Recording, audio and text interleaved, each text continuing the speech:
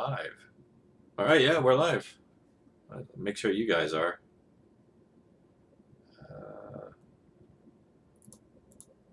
Here, give me some words there for you guys.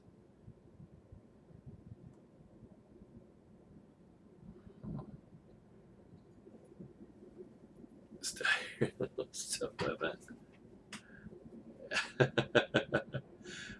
Yeah, I just gotta get my sound running, so bear with me.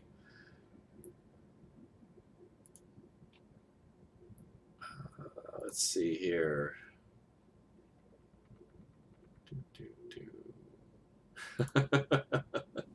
It's always something, right? Always something. So let's see here.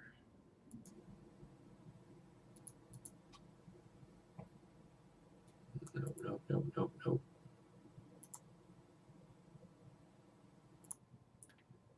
Bear with us, folks.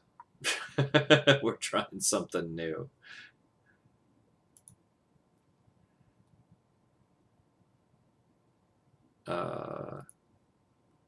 No, not tonight, Chance. Although you can come in here and join us and be on cam if you like.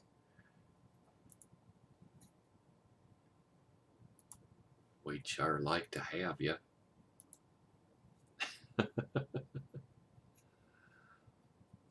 All right, so working. I see. Oh, I forgot to get the dog in. I'll be back. Oh, you're good. I think I got you guys. Give me a test, a round of testers. Check. 1, 2. Oh yeah, nice and loud. 1, 2, 3, testing. Excellent. Still alive, but apparently not for long. I think we're good. We're live. We're excellent. Here we are. Welcome to the Lily Pad. Our first presentation of Knights of the Round Table. I'd like to welcome... So glad to be here. Oh yes, my most esteemed guests. Some of my favorite people in the entire world. We have Des Machine Gun. Ruined. Good to see you. We also have Preem. Wow. And Mooster Mass. It was only fair I mess all of them up, right? Unfortunately, Lard of Choice isn't here right now. Hopefully he'll be joining us at some point, but he is fighting the good fight. So welcome everybody. Yeah, anyone who is tuning in or watches this after the fact will recognize our players. I'll let you guys introduce who that is, all your own if you like. If you like. I think we're just waiting on someone to start everyone off. I will start. I am Prim. I play Saoirse in the Cairne campaign. Oh yes, definitely the Shanakesian musician. Oh yeah. As one does. I am Deschain Gun, also known as Jacob. I play Listener in the Cairne campaign. Yes.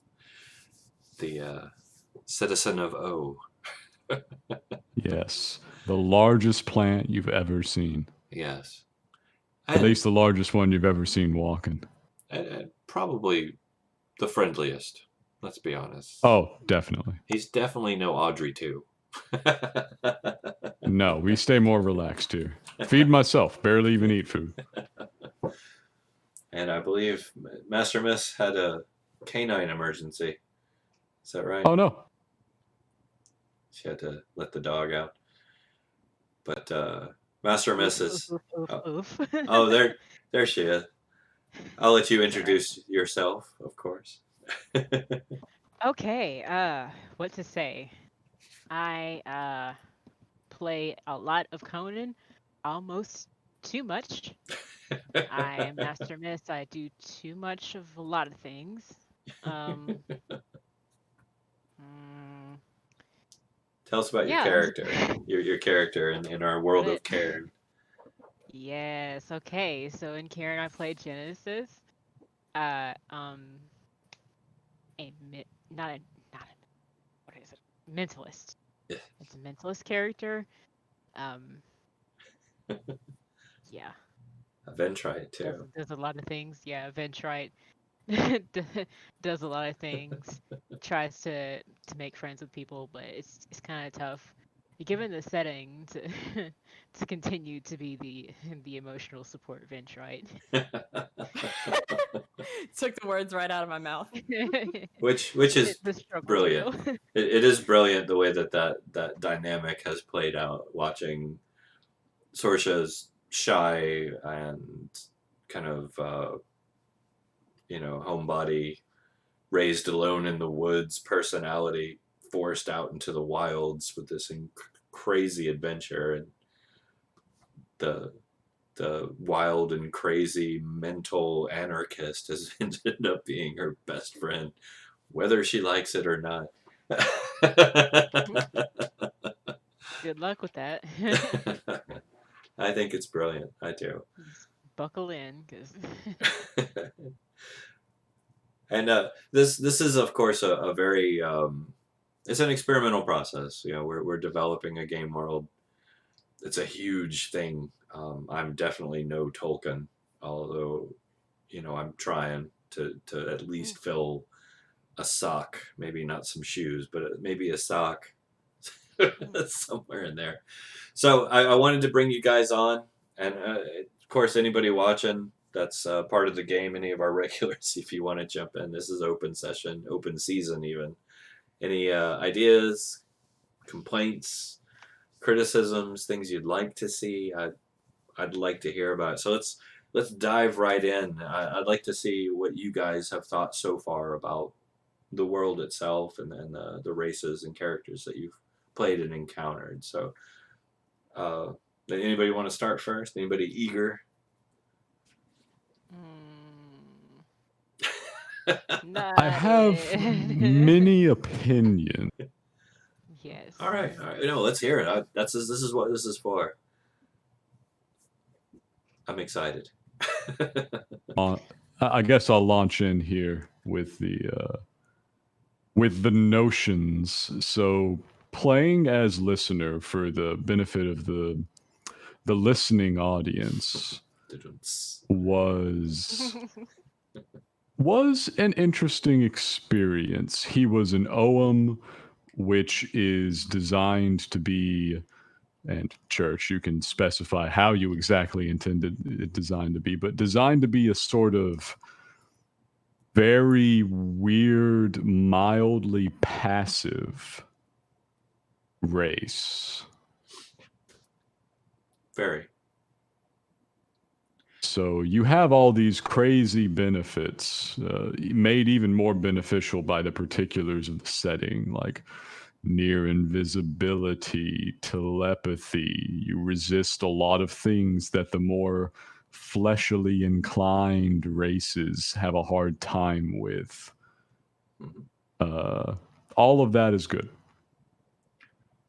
And then I also chose to make him a spiritualist, which you see ghosts, you see dead people, as one does, and is also sort of a information gathering, work with the environment a little bit, work with the plot triggers that are sitting around kind of class. Oh yeah, which has actually shown itself to be more invaluable than I had initially expected, by my own admission. Yeah. What ended up happening that was interesting was all of the things that I had listener do, all of his engagement with the world was pretty improvisational. And it lived and died on the basis of like tiny little weird things like, hey, does a plant need to breathe? Not really. Is a plant vulnerable to like psychedelic spores? No, kind of not. But that brings up an interesting question. What about invasive species like kudzu? But these are Yeah. things that definitely, and especially a great deal with listener. Like we've been exploring Mhm. how his anatomy and physiology is intended to work and interact with not only just the world itself, but the dangers inherent within this world. Mhm. Mhm. Because of he is so different. He's not a general organic creature like the rest of you. Nope. And what we found so far, I think, is that he is incredibly resilient to the dangers here. Things that would have laid low the whole party kind of bounce off listener. And damage that he took was much less severe than damage that other people took. Because the moment I get topside, I can just grow a new arm. Mm. Oh yeah. It'll be fine. And I think that was very, very strong. The trade off, interestingly, is that the one time I tried to engage in combat that lasted more than a round, I missed every attack. Ooh. Intents I and remember purposes, that. you did have Yep. some bad rolls though, because This didn't you roll is Yeah. true. like double ones Mhm. once? Fate was not That on did your happen. side. That did happen. The dice knew that I shouldn't be doing this, and they wanted to help me learn that. But it was interesting. Yeah. It was interesting. What did everybody else think about seeing listener move around and do stuff? How did you guys feel? I never asked at the time. Yeah. I'd be Hmm. curious. I think So it's an interesting approach. Sorry. Mm. Oh, there you go. So my thoughts with respect to listener has been incredibly invaluable to the group in like certain scenarios, like when Saoirse, Genesis, and Wilhelm all got entranced by Mhm. spores. And we Mhm. would have died if it wasn't for listener. And plus the stuff with you being a spiritualist, especially when we actually got the key Mhm. from the somnambulist prophecy, thanks to you and your spiritualist abilities, you've actually listener has actually been so key and so invaluable to the party, though it does kind of like show itself in combat, like your sort of lack of any real damaging abilities or anything, when it's just like we trade all of this power for like essentially one minus one source of damage kind of deal. Kind of the argument that I to use this analogy that people made for like Mercy in Overwatch way back when, that she should be the best healer because she really should not be doing damage, Mm-hmm. That makes because sense. like you make that trade off to have like a really good healer by having like minus one damage dealer. Obviously now 222 is a thing. It's just and other changes to the game, but Mhm. yeah. But yeah, and that makes a lot of sense, especially with because one of the things I've kind of become more aware of, let's say, was seeing the actual, especially the race, more than the class, in play, is he is very powerful in given situations. Now, if he were to go into a toe-to-toe scrap, he'd probably get carved up pretty quick. And I have a feeling that there probably will be certain things that we should filter in that are more inherent plant-based weaknesses, things that cause Yeah. dehydration and things that cause fire damage, the usual things that would hurt a plant more than a person could come into play. Probably the race should have formalized vulnerabilities and resistances. Definitely. Yeah. Do you think That would have he's? made. Oh, I'm sorry. Go ahead, Master Myth. I was just gonna say that would have made the situations he came across easier to react to if he had that more clearly defined. Very much. And sometimes I'd get into situations and I'd be like, okay, I don't even know how to react to his side of things because he's a plant. I mean, And some of but that actually works very well for the role play because the OM are a very new race within the world. So not everybody would be familiar with them. You might have heard of them, but maybe Yeah. probably never seen one, for instance. All right. But that makes sense though. I mean, so it's a weird balance. Like on the role play perspective, them being very foreign is natural to how the world is and how their Mhm. place in it is. But at the same time, I see your point. Like as a player, being able to understand Yeah. those limitations a little better would be very helpful. Right. Do any of you think he was overpowered? Not really. I He wouldn't was a- say so, honestly. I think like Lister proved to be very invaluable to the team, but overpowered, no. Okay. I would say it was a really good decision to take Dungeon Delver. Like that was just that was player brilliance more than That was character me brilliance. patching it up.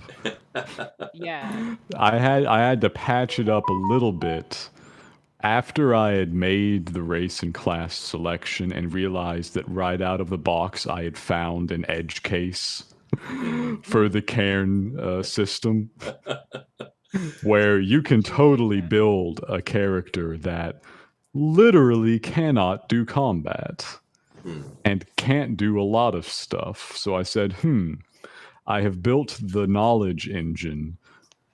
What do? Well, I find the traps. Yeah, it was good thinking because this world is very anti-combat is not really a term I would use, but it's very consequences heavy. So Yes. yeah, finding the traps and avoiding that stuff is key, you know. And if you're if you're focused on knowledge a lot, you can sometimes logic your way out of things, for lack of a better term. Yeah, and I always say it jokingly, but only partly jokingly. Like I did always really want to put the advanced back in D&D.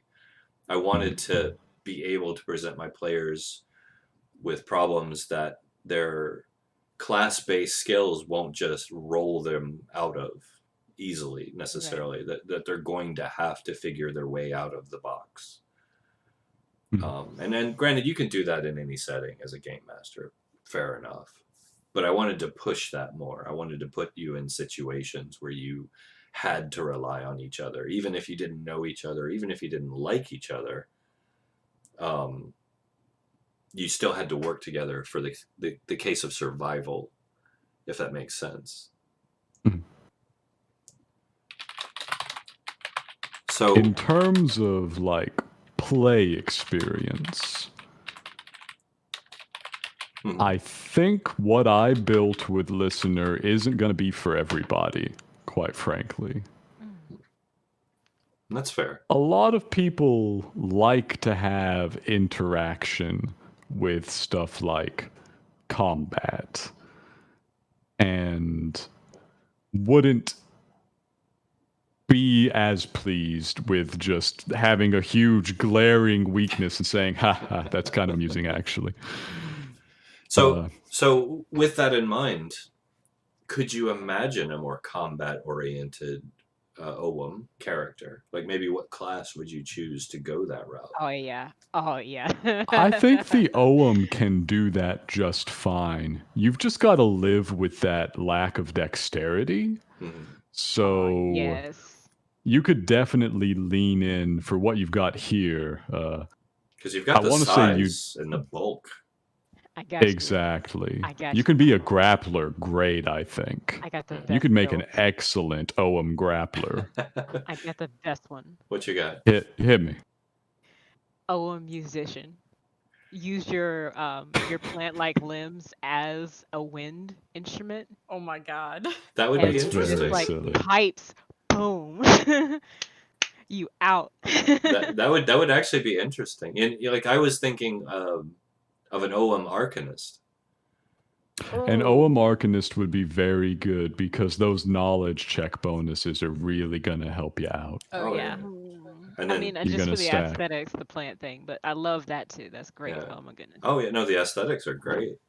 Yeah, but I think OM is really strong. You just gotta Yeah. like if you wrote down a lot of the things that we determined during the play testing made sense for him, I Yeah. think you're golden. Just like formal racial features for the invisibility and for how exactly the telepathy works and Yeah. all that stuff is good. Yeah, because we didn't You could really. absolutely build. Yeah. Well, I was gonna say, Go we on. didn't really figure out limitations for like the telepathy and the most challenging part for me, class not class included, but race included, is continually keeping in mind the collective intelligence, Yes, that was definitely something I leaned on really heavily. which was great because I love the way you played it and I love the way that it played into it. I think my initial idea for it was really just kind of more of a you have an advantage on skill checks, but we actually ended up kind of role playing it out because you took the time to say, what does the collective think about A, Mhm, mhm. Yeah, it's not just a passive collection of knowledge. It's essentially a single entity that has very particular interests and goals. Oh yeah. And I always, after playing with it, I began to kind of picture that these interactions with you and the collective were actually occurring at the speed of thought. So we would Mhm, have mhm. a conversation and we would discuss an idea and come to a conclusion. But for everyone around you, that was just a blink of an eye. It was instant. Mm, And Yeah. that's fair. I do like that. So on the flip side of, because we go in the spiritualist works surprisingly well. I think the I thought arcanist it would. Yeah, go ahead. I thought the Arcanist would be fine, but Spiritualist, though, was where I would make a suggestion. Hmm. It was. It's going to vary based on stuff like, how quickly is a party really accumulating experience and what are you doing in those early levels. But for the Spiritualist, those first few levels are really dry. Hmm. So I don't know how you want to handle that, but I will say the play experience of Spiritualist made really interacting with the class mechanics hard up until I think it was level 3. Hmm. Yeah, I know it is a little dry, and I noticed that a lot more watching you play, like the initial abilities that you got. And granted, it gets a lot more powerful as you go, but you're right. Mm. Like you have very little to lean on. You're only getting like the one class feature per level. Mhm. They don't exponentially really start to grow until maybe fifth level. I think you get the spirit affinity. Yes, 5th level is that spirit affinity, and that's pretty helpful because now you've got a narrative hook always for the Spiritualist. Oh yeah. Yeah, and before that, you could kind of, I don't know, like find things to interact with. Like for instance, sometimes plants, if you put dye in their water, can change color. How does that affect your sense of self to be able to to be impacted by like your environment and stuff like that in that way? That's a very Mhm. interesting point, and with the nature of the kind of twisted version of nature, that could be Yeah. something that he could run into a lot if he's forced to drink tainted water, for instance, or Mhm. intake tainted water, or gets caught in a tainted rainstorm, for instance, and forced to take it in. Will it make him more visible? That type of thing. Yeah. Yes, these are Just interesting effects. just thoughts, just Oh, very thoughts. good. And when we were talking about multi-classing, I also thought about maybe multi. Is there such a thing as a multi like race or a half OM or Oh well, Somehow I don't think half ohm would work. yeah, just because of the anatomical nature, they bud. They don't. You could be half ohm, half conifer. This is my wife, Fern. I am Groot. I am Groot. I am I Groot. am Groot. We have our own Groots already, kind of. A little less Yeah, powerful. I mean, Groot's pretty amazing. yeah, he had some strength to him. But well, I'll say But this with the spiritualist mm, class. Now, granted, as a means to the narrative, And it was very loose, especially after the fact, watching you play and seeing some of the struggles you had with it.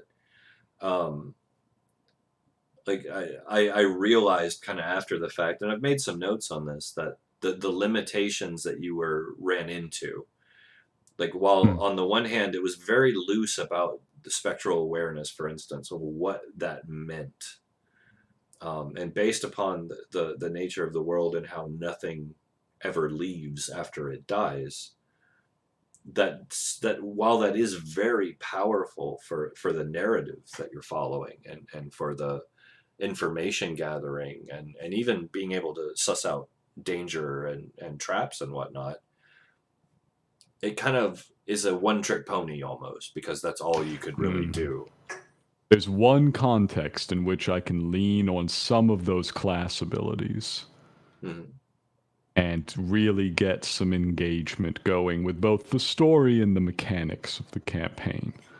But there's contexts where it has no bearing whatsoever. You know, I'm just like anybody else, I'm a character that can use simple weapons Yeah. and has no, you know, no use in combat for actions and bonus actions or anything like that until very, very late. Yeah.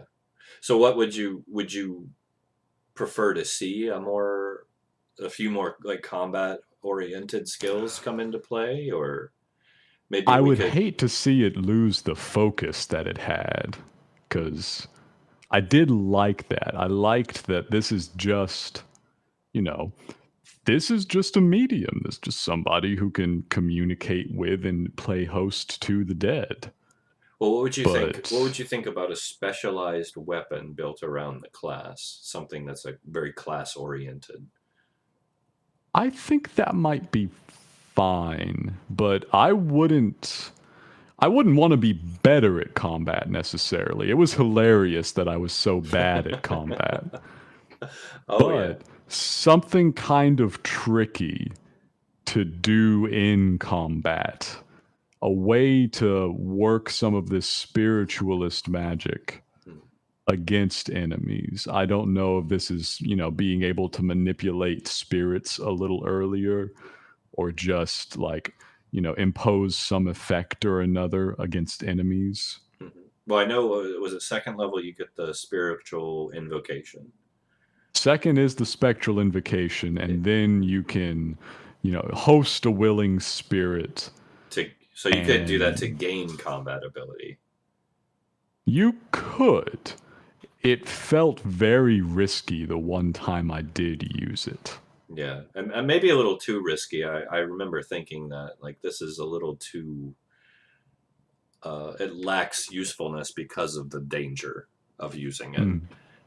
So maybe I think I could probably simplify it and streamline that a little bit to where it's more useful more often. Hmm. Yeah, if that was true, then maybe that would be a sufficient fix. If it's just there's enough opportunity and low enough risk to spectral invocation that you will just take the gamble and try and host random spirits and hope they have some sort of combat stats, that would be hilarious. It could, I And then you've know, got to improvise. You've got to it find some weapon you can use. could even make random tables for it, just because of there's so much spiritual energy out there. That sounds great, actually. I love that idea because you could get a milkmaid or you could get a pro wrestler. Yeah, but Yeah, the to milkmaid might be actually more badass. Yeah, It and to depends. add on to why that's a good idea, like that doesn't, take away from the class or anything. Like it still requires you to be creative to get some use out of it. So like it's still, as your stated goal has been to put the advanced back in D&D, but it does give the spiritualist something to do in combat. Yeah, no, I agree. I like that. I like that idea a lot. And I think we can implement that really easily. It wouldn't be anything to write that up and Mm. implement it. Have some tables, have a few like basic character archetypes that you might host. Yeah, yeah. And as a DM, I love tables. Oh, they're so good. Excellent, excellent. Well, just so we don't, unless you have anything pressing with listener, Nope, that's really the length of my comments I'd like to make now. Okay, and just so we don't neglect our other lovely people here, Mhm. would any of the other two here like to go next? Yeah, I've actually had a lot of. I've mentioned before, I had ideas for the musician class. Yes, you definitely did. I'm curious to hear it. So, I'm gonna yeah, be making initial sure of them. ideas, like initial thoughts on the musician class is that it's it's a good concept, but it just feels number one, it feels really clunky. Number two, it's not an active class. It kind of suffers like a lot of the same that a spiritualist suffers, but like a little bit less because you will be doing something in combat. Like the as anyone who's been watching has seen, like Saoirse playing built upon rubble and being able to give the party advantage on their attacks has been immensely powerful. But it's like the first round of combat, I'm just like, I start up built upon rubble. And it's just like my turn comes around and it's just like I continue to play. And it's just like I'm hiding behind something and just playing basically. Yeah. And for Saoirse as a character, like the way I have played her, it makes sense because she is like, the very timid, the very nervous, the very cautious sort of character that would not want to put herself in active danger anyways. But for other people, they might want to be a little more active in combat. So That makes sense. yeah, and sort of my ideas with respect to the musician is dividing it up into two subclasses. Okay. So one subclass that I was thinking of is almost sort of an a cappella style musician that was actually developed in my mind, like this is a lore thing, developed by the Shanakesian freedom fighters, essentially, because like people know Shanakesians associated with the music and magic, and especially to be rabble rousers, like how they use their art to be rabble rousers, that a Shanakesian wandering around with a musical instrument on their back might be viewed as a little sus. Like, man, this Shanakesian is about to put out a piece of propaganda, might want to yoink that away and, stop that from happening. So the freedom fighters had to develop new methods of being able to use their craft. So what they do is kind of like a DJ almost, how DJs will build on top of sound and they will play like one track and they will add on like, another layer. What I'm thinking is this subclass of the musician, you basically like sing or play a note and your sort of manipulation of vibrations within the air that allows a musician to do their thing, like that one note that you just sang just sort of hangs out there in the air, and you're able to continue like layering on different notes with your voice until like the full song is now playing in the air. As a consequence Sort of of- this, it does take multiple rounds to be able to cast a song. So this does like gimp, like, doesn't make the musician too overpowered, this particular subclass.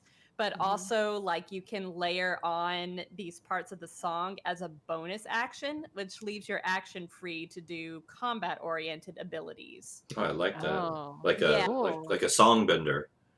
Yeah, Like a like a sound polyphonic, bender. yeah. And Cool. other benefits to the subclass is, because it is more of an a cappella focused subclass, you do not, the instrument requirement is gone because essentially you can produce a sound of a string instrument, drums, etc., with your voice, No, I like that. basically. Can No, I I do. So tack a you're little bit? beatboxing, things of that nature. Can I? Other Can I things just? like, and these are sort of flavor things, is that if you have another musician that also has taken this subclass, is they can also, if they know the same song, then they can sing other parts of the song to like divide the casting time, like Oh in yeah. terms of the number of rounds, like in half Harmonizing. or That's divide in awesome. three, like Oh, if yeah. depending on how many of these sort of these number of musicians you have. I like that. Awesome. And you also know a secret language, so you can communicate with other like sort of a cappella musicians, like, hey, we're going to play this song sort of undercover. Oh yeah, and we could Right. actually Can I use. I'm can I sorry. add Yeah, you go ahead. Go I, ahead. one thing about the about not using an instrument? One interesting thing you could do with that is you could add whistling to it, because I've heard like vaguely I remember one little thing about an Indian tribe that communicates entirely in whistles, Yeah, yeah. and I There's think that there's Oh could a be yeah. there's an like a Appalachia. Is it Appalachia somewhere? I think yeah, I just can't remember what the specifics of it is, but they have an entire language of whistling. So maybe that could be like a totally tuned based thing that you could incorporate as a language to give it a little bit more of a culture and a backstory, to rescue that dying language Which would some actually be way. great for the idea of Nice. the underground, the rabble rousers, like you said, developing maybe even something like a whistled language, Oh yeah. Yeah, because it sounds just like a bird. You wouldn't know. Like, so they could speak in secret. It's like a coded message that they can't decipher unless you speak that language of music. That's actually I and like that. and Oh I have a yeah. suggestion I for the like name that. of that language What you if got? it's not too on the nose. Prim whistle. Oh,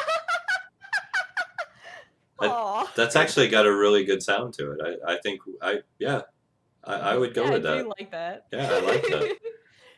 Yay. Yeah. I like So, that. okay. So, I think I've said enough about this subclass. Second Sorry. subclass. All right. Yeah. Oh, that's good. I'm just trying to move it along so you can have your time. No, Second no, it's very right. subclass. So, I think if a Shanaki or like if a musician chooses to go the full route and actually play songs with their instrument, like that may be all that they're able to do in combat, but Mhm. they can make those songs more powerful. And in this subclass, I think rework the airworms, Mhm. so it's very specific to this subclass, to where whenever you play a song with an instrument, with strings, with voice, to me it's just music played on instruments, while acapella does a damn good job of recreating a lot of instruments. And there have been some really powerful and compelling acapella performances Yeah. in a lot of ways. Like, it still doesn't like recreate everything that you'll get from hearing the music played out on an instrument, like a certain warmth to a string instrument, or like Mhm. just that timbre that you don't get with the voice that you get in certain instruments. So I think that instrument players should be able to have the airworms as sort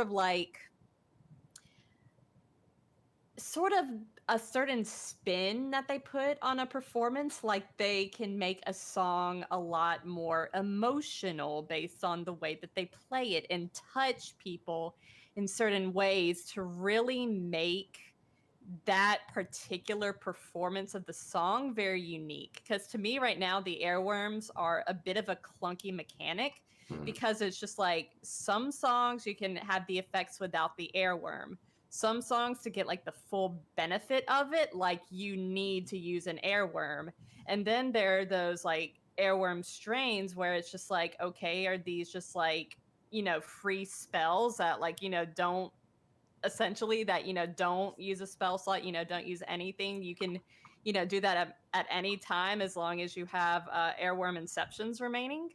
Yeah. uh so airworms kind of a clunky mechanic, so I think it would be really neat if you rework it to almost be sort of like a meta magic, in Hmm. a sense, specific to this subclass, that while you are less active in combat, you trade that off for more powerful songs. And that's being able to use your airworm inception, sort of like sorcery points, to really empower your songs in such a way that they incur additional effects. Because I know some songs, like I read the description, and it's just like, you make a check, but if you use one of your airworm inceptions with this, it's just like it automatically succeeds, sort of deal. Yeah. So have like, airworms be like a meta magic thing, where you can layer different effects on top. and also, keep that with certain songs that, if you use an airworm, then it just automatically succeeds, like things like that. And then just kind of nix the airworm requirement for certain songs to have their effect. Just it's a lot. It's really clunky and a lot to keep track of. So I think just like having them to add that really extra oomph into your songs would make it like a little more streamlined and make a little more sense. No, I like that. So a meta magic feature basically that you can opt to use to empower your ability rather than a necessary Yeah. part of it. Oh yeah. That makes sense. And as far as your secondary subclass, you got my mind spinning a little bit with the way you're describing it. The more empowered musician, rather than the acapella. So you could go the acapella route, like the layering, the song bender, or you could go just straight musician, right? Or you have this empowered one. And I was thinking with the empowered one, and this may be influenced because we've been playing a lot with the more open-ended play styles, like with Dresden and whatnot that we've been doing. Why not the straight up musician? Why not make it the composer and give them the ability to actually the name that I was thinking of for this subclass, the composer subclass. Yeah. So. But why not give them the ability to say, I'm going to write a song, or even just, I'm going to play a song about blank with the intended effect of blank on the fly. Really neat, actually. That's neat. I like that. Can I hop in on this punch up session? Of course. Just real quick. Not really class or race related, just kind of a thought of maybe if a player wants to see if they know a song, maybe they could try to do a knowledge check when a song is playing, and then stomp stomp clap along with it, like We Will Rock You style. to learn it or empower it. To assist with the playing of it. Oh, I see what you're like saying. Harmony, but don't limit the harmony to just that one subclass or that one class. Even just maybe it could be more of a looser thing. Possibly, it's something I would consider if I would probably require like a performance check. Yeah. Or something to assist and add not a huge bonus but a small bonus. Yeah. It's a reverse bard now. Instead of them helping everybody with everything, everybody can help them play music. Exactly. Yeah, I don't know. It's just a thought because I know sometimes like characters that do a certain thing, like Mentalist is known for wanting peace and quiet. But what if the Mentalist is also a fan of Enya and the song you happen to be singing is in like the same sort of vibe, right? Like, I mean, if you're trying to calm us down and that's my vibe, why can't I help you with that? I mean, honestly, I can kind of see it because what if the musician like has one song that if they play this one song is exactly the solution they need to take care of the problem that they're facing, but they can only play it with help. Yeah. Can I ask you a question? Yeah. Wonderwall. Of course. I almost added a Wonderwall to your song list as a shield generator. Oh my god. Just so like you could be facing off against your opponent and be like, well, anyway, here's Wonderwall. Today will be the day it all comes back to you. I love it. But as the composer, you could do that. So I like this idea of the composer, and I like the idea of the prim whistle. Yes. And the sound bender or the song bender. We probably have to stay away from bender so we don't get sued. But yeah. I'm sure that whistle thing has a name, but it just kind of. No, I like prim whistle. I think we're gonna definitely stick with prim whistle. That's got a good ring to it. But no, I like that. So prim, and by the way, Wilhelm, thanks for joining us. Welcome. Thank you. I will say, as far as the class, you've got some really good insights, some very good ideas. What do you think of the Shanakesian, the race? the Shawneesian as a race, I do like the Shawneesians. I can't really.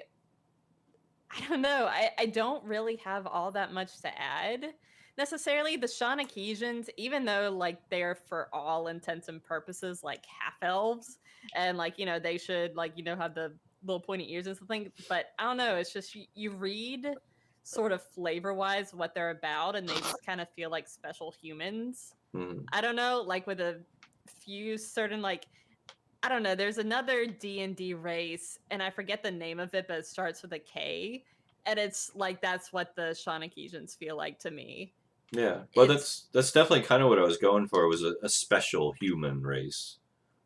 yeah, because I don't know. It doesn't feel like as much there's anything that aesthetically stands out a bit. Like I know for elves, you wanted to move them away from the sort of Tolkien-esque idea of like this very graceful, very alluring like elf, and make them like just the badass like heavy metal sort of Mad Max figures.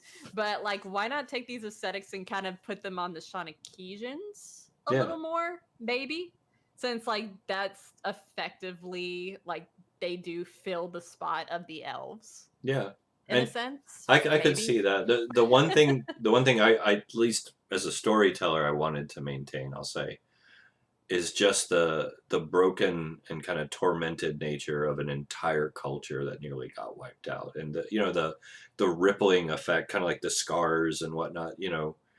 Oh yeah. It's like a badge of the hardship that they've endured, which is why I love when we get into like I think in my mind the way you play Sorsha is a very classical Shawneesian.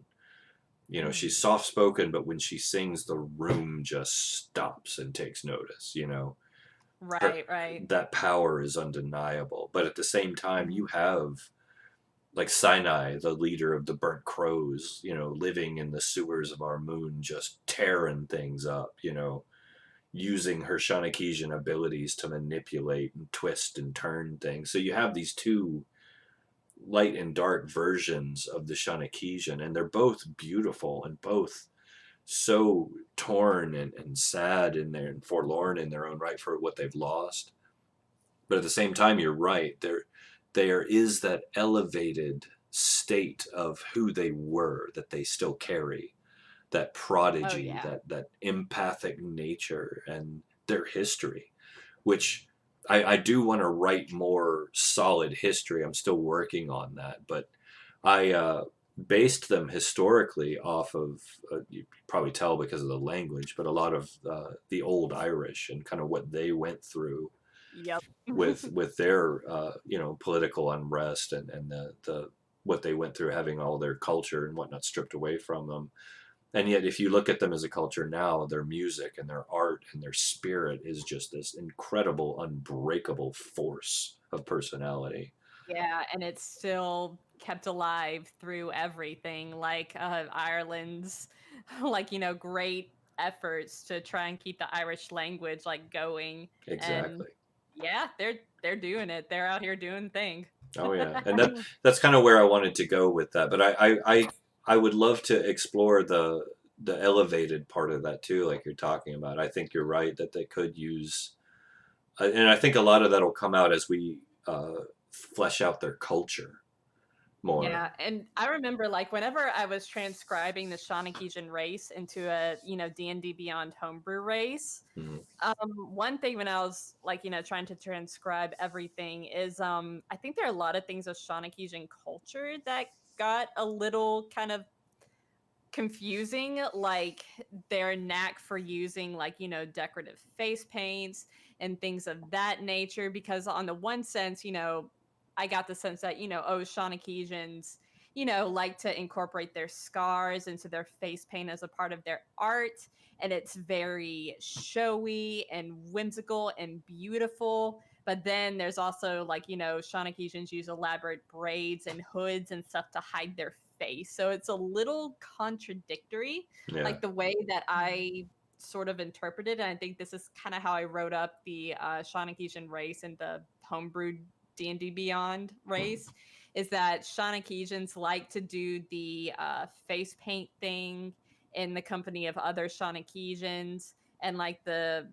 sort of showy jewelry and the artistry like among other Shanakesians and people that they're comfortable around, as a way of sort of expressing their culture and heritage. And then maybe whenever they're out and about, sort of like the way that Saoirse does, is then they do the elaborate braids and the hoods to really hide their face from the world because they don't want to be spotted. Which Or is they're like the Burning Crows, and the- it's just like I they're yeah. doing I their don't freedom agree. fight shit, and it's just like, yeah, we don't want to be spotted because we're up to shenanigans. And I don't- that's I- perfect. Honestly, that's how I envisioned it. Is exactly I what you just wouldn't. described there. I wouldn't, honestly. No. People in a race have a wide range of emotional responses to physical alterations, and one of those can be either to show it or to hide it, to accept it and incorporate it into who you are, or to try to hide your face from the world. I think that choosing to demonstrate both shows a range of understanding Oh yeah. of how people approach things. 'Cause I know, like, with physical difficulties, sometimes you can be like, on one hand, man, I don't even want to leave the house today because my face, right? And then on the other hand, you're like, nah, Oh yeah. Well, you this know, is my Yeah. face. I, This is what you're gonna. This is what you're gonna look at me. This is what you get. Yeah. This is Oh, what yeah. you get because this is the best that you could get. and know. you're I right. think that shows a You're lot right. of range, and Yeah, I I totally appreciate get that a that. lot. But I think the Shanakesians hiding their face, I think, is more of a survival instinct than anything, honestly. Yeah. That's fair. Yeah. Although That's you that make takes a place. point on the psychological, as when I used to be a tattoo artist, and when I tattooed, one of the things I kind of became aware of was more often than not, the people that would come into the tattoo parlor would get tattoos in places or on parts of their body that they were uncomfortable with, or that they weren't proud of.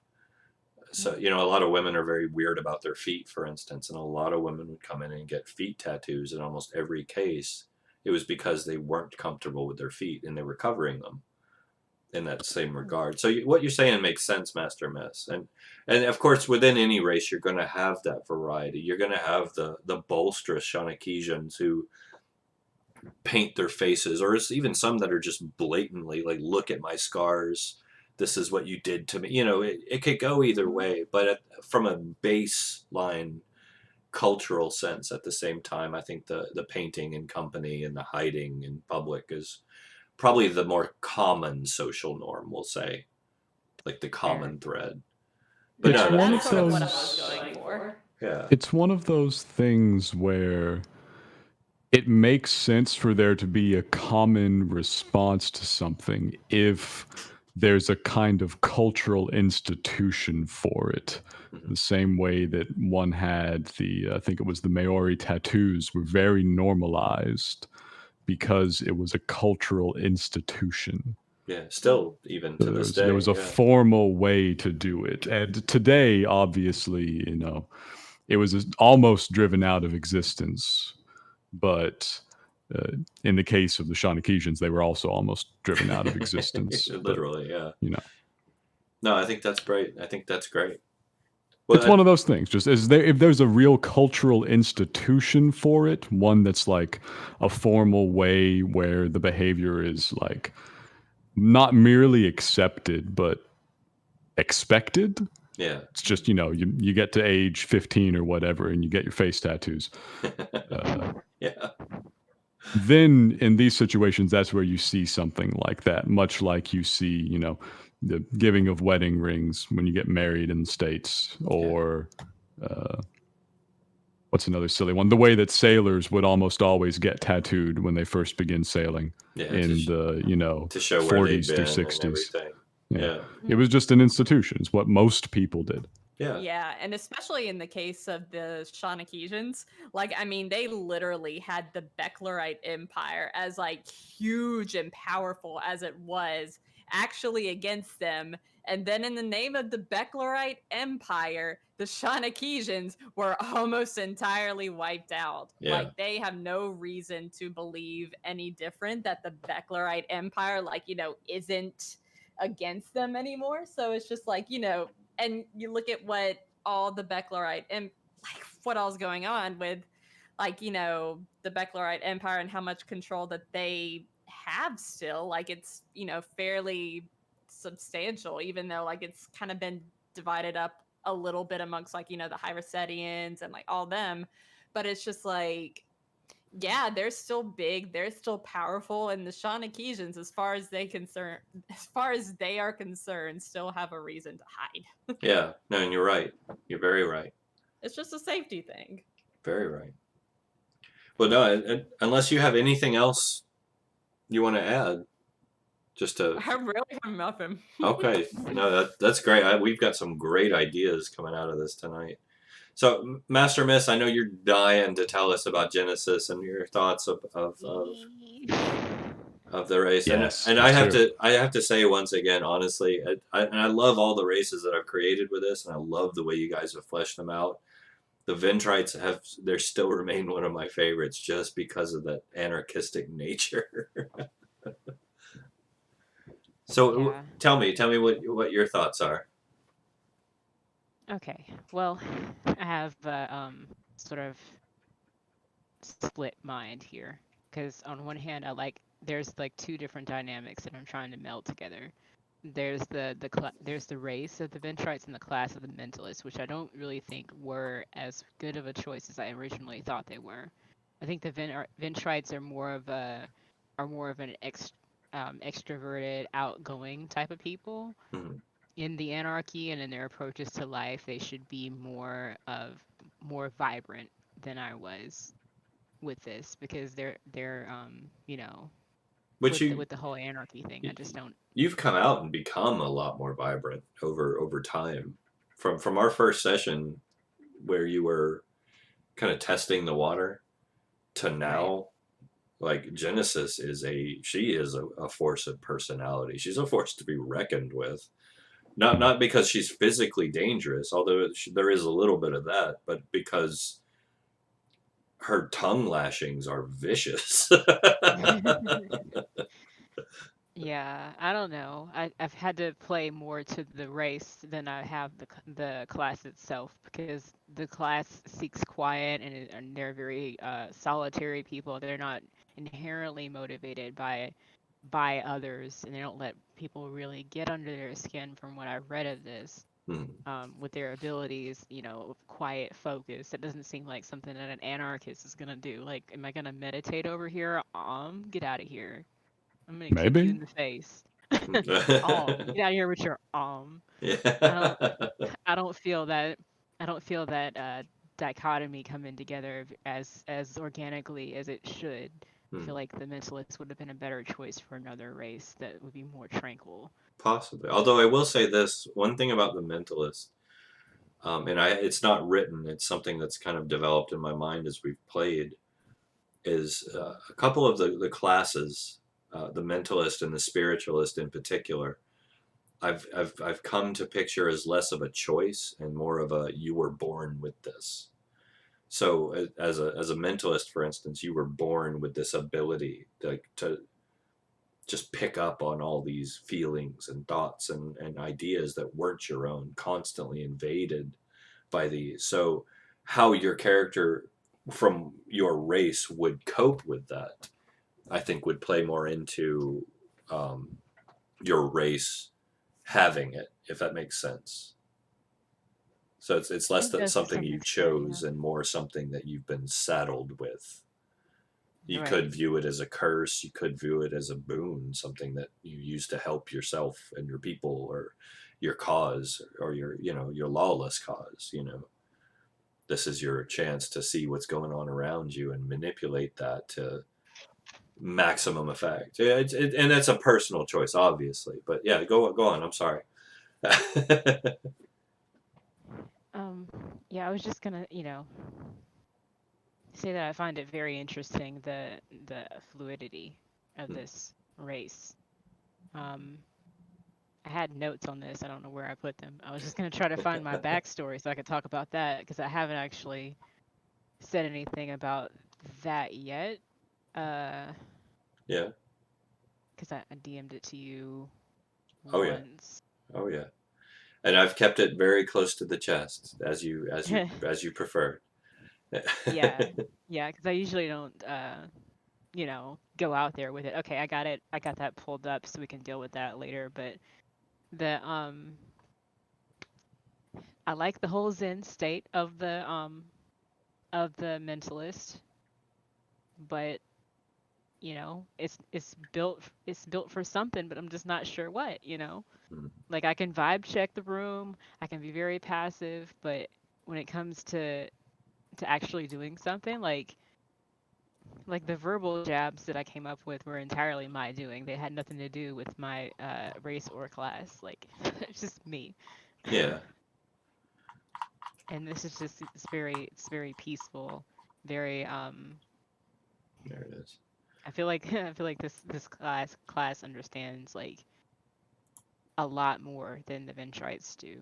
Like Yeah. almost having the benefit of a lot of life experience. Like the mentalist would be better suited for like maybe a Vorstadt or something that would be very I know. I Well. don't know. Oh, ooh, the Owen would be so good. But There's precisely one, but he's special. yeah, yeah, that's what I'm saying. It feels like a very aware, awakened sort of a vibe. And then I put that class along with the race of anarchistic and very uh impulsive and motivated and outward and Hmm. responsive type of personality. And that just really didn't mesh well internally as far as dealing with the conflicts are concerned. Yeah. No, I So I could don't see know if that. that was, I don't know if it played as well as, I don't feel it played as well as everyone else seems to feel it played. So, Yeah. No, I see what I can see where you're coming from. And I think based on what you're saying, um, the outlook culturally of the Ventrites being saddled with mm, this, I think there would be maybe a degree of confusion and torment and from it because while you believe in totalitarian freedom, right? right. Yeah. This is almost forcing you to invade other people's freedom. You know what I Yeah. mean? By reading their auras and by empathizing with them and viewing what they're doing remotely and stuff like that. So Telepathy, for instance. Yeah. yeah, I could see that as a little bit of a tormented thing. Um, yeah, I definitely see where you're coming from, especially because you're right. It is almost a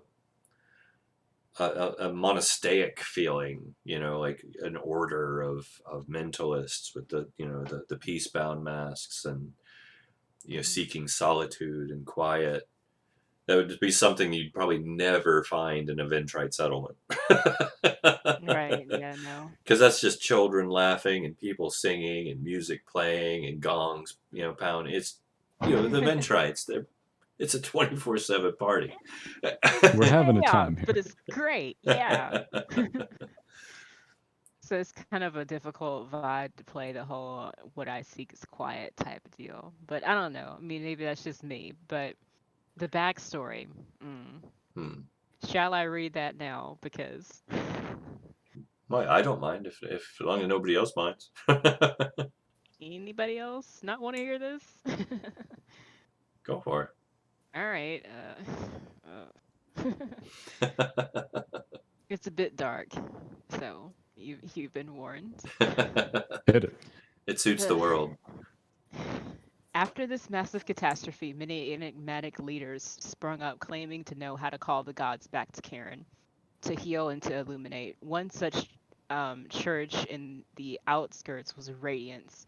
People in the area truly believed that the leader could fix everything and follow his teachings to twist inspired faith to insipid indoctrination. born of ignorance and hatred.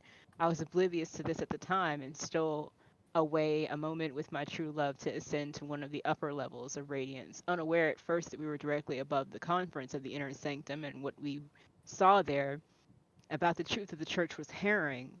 Realizing that this revelation would mean to those in the town, we agreed that we can tell no one, but we couldn't live with the knowledge either. We climbed to this steeple, linked hands, and dove. Um, Not advised. Don't do this. Do not do it. It's not cool. I can still I can still hear the sound of our impact with the ground in my ears. If I think about it for a moment, I witnessed the brokenness and the grief that ensued, and I know that it wasn't the right choice. I didn't know how I survived the fall. Side note, lucky feet. Um, but I knew that I had to get out of there. There'd be questions. They couldn't handle the answers. I can't go home. After I moved into the city, my first occupation was in maintenance, and I think the reason that I chose that was that it explained the seeking the solitary confinement type of getting away from people. I don't want them to know who I am type of vibe. So that's like justifying the seeking of quiet, I guess, in some ways. Uh, yeah. Maintenance, specifically sanitation. In the course of my work, I discovered a small tribe of stick insects that were camouflaging themselves into a patch of grass. One thing led to another, and I was fascinated with their survival in the area. I was able to approximate their environment within other maintenance areas. The Euphasmatidia's enzymes, when paired with organic bioenzymatic cleaners, could reduce the toxicity of the sanitation processes by as much as 20%. It was the amelioration of sanitation processes that allowed me to attend the University of the Lighted Way, which is where I discovered my abilities as a mentalist. So that's the backstory.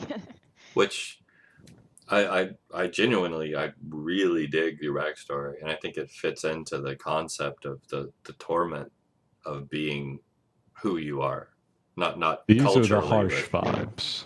yeah. Yeah, and they still don't know what's really going on there. And there are existing cults within um, the source material I've written. I like the idea of the one that you've got there too. Um, how you've described it and whatnot, because for the most part, none of them are terribly benevolent. Not aimed at you, Wilhelm.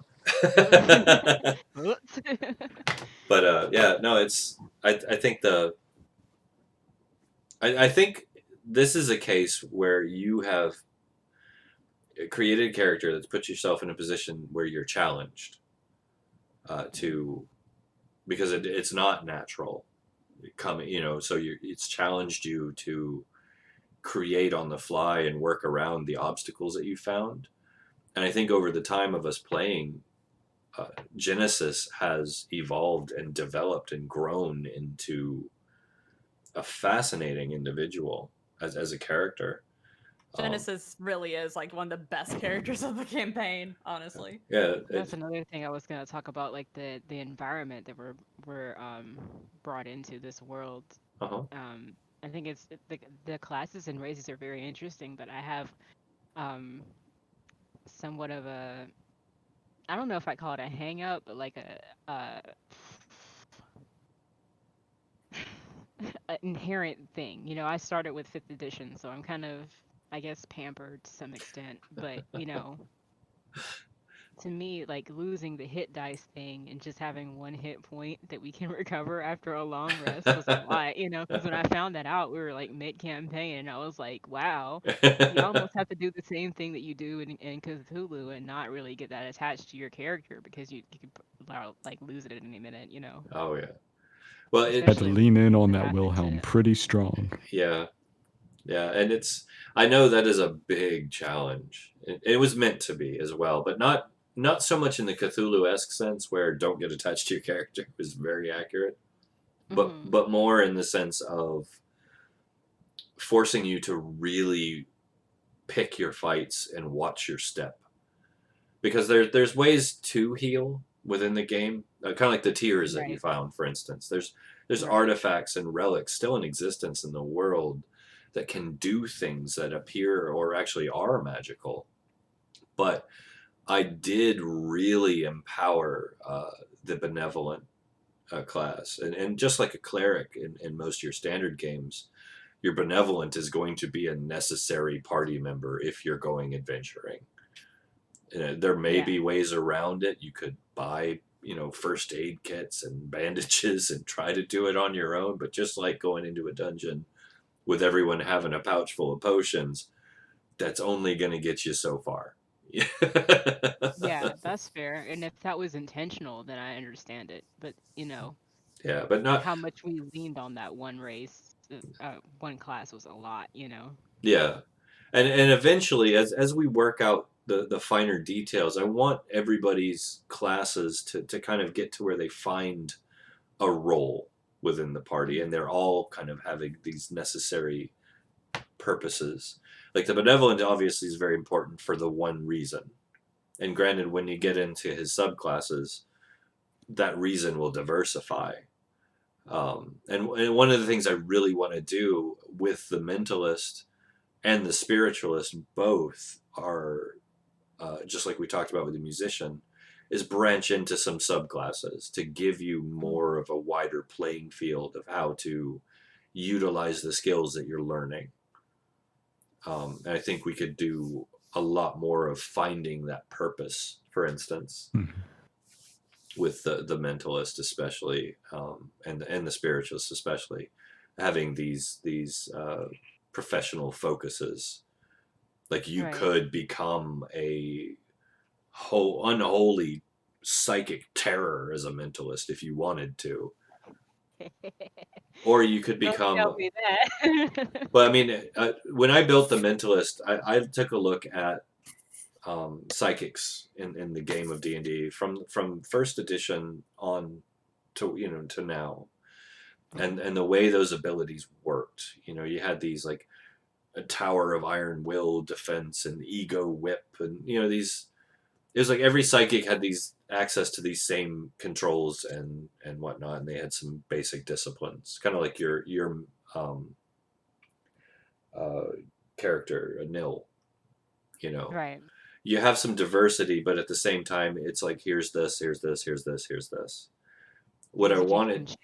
yeah, what I wanted to do with the mentalist was create a true to form psychic, somebody who over the time and development of their mind opens up more and more and more and more until eventually they can control the elements and the world around them and manipulate reality. And actually, if you look at 20th level, mind absorption, the ability to just rob somebody of their mind and make it your own and envelop all of their ability and experience into your own.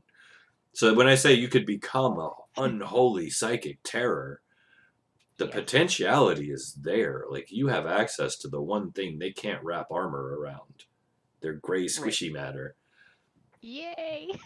And it's the same with the spiritualist. Like if you get into the later levels with the spiritualist, their ability to utilize and manipulate the spiritual spectral energies and the dead itself. I mean, they're basically necromancers without magic, Yeah, once you hit the very high levels, you've got, let's see what you got. Death Ward, that's pretty great. Oh yeah. Spirit Beacon's really strong. Summon Dead, obviously, in a setting where there's so much damage and it does so much harm to suffer any. Being able to throw around undead minions is pretty great. Yeah, and as you guys have seen from playing too, the undead are not one hit die skeletons, two hit die zombies. They're Yeah. dangerous. They bad. Yeah.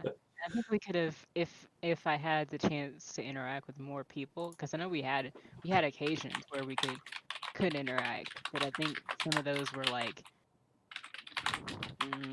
very end focused, if that's a thing. Like if we had to, like, figure out what was going on in an area or get these people to tell us what such and such meant, that would have given me more of a chance to, I don't know, try to be more. Oh yeah, useful. I, Yeah, I get where you're coming from, and our first quest was a traditional dungeon delve, and right. and in fairness, within the world of Cairn, you're probably good. There will be some of that, especially having an arcanist in the group. That's going to be something they're going to encourage, Mhm. because that's where they're going to find a lot of their wares.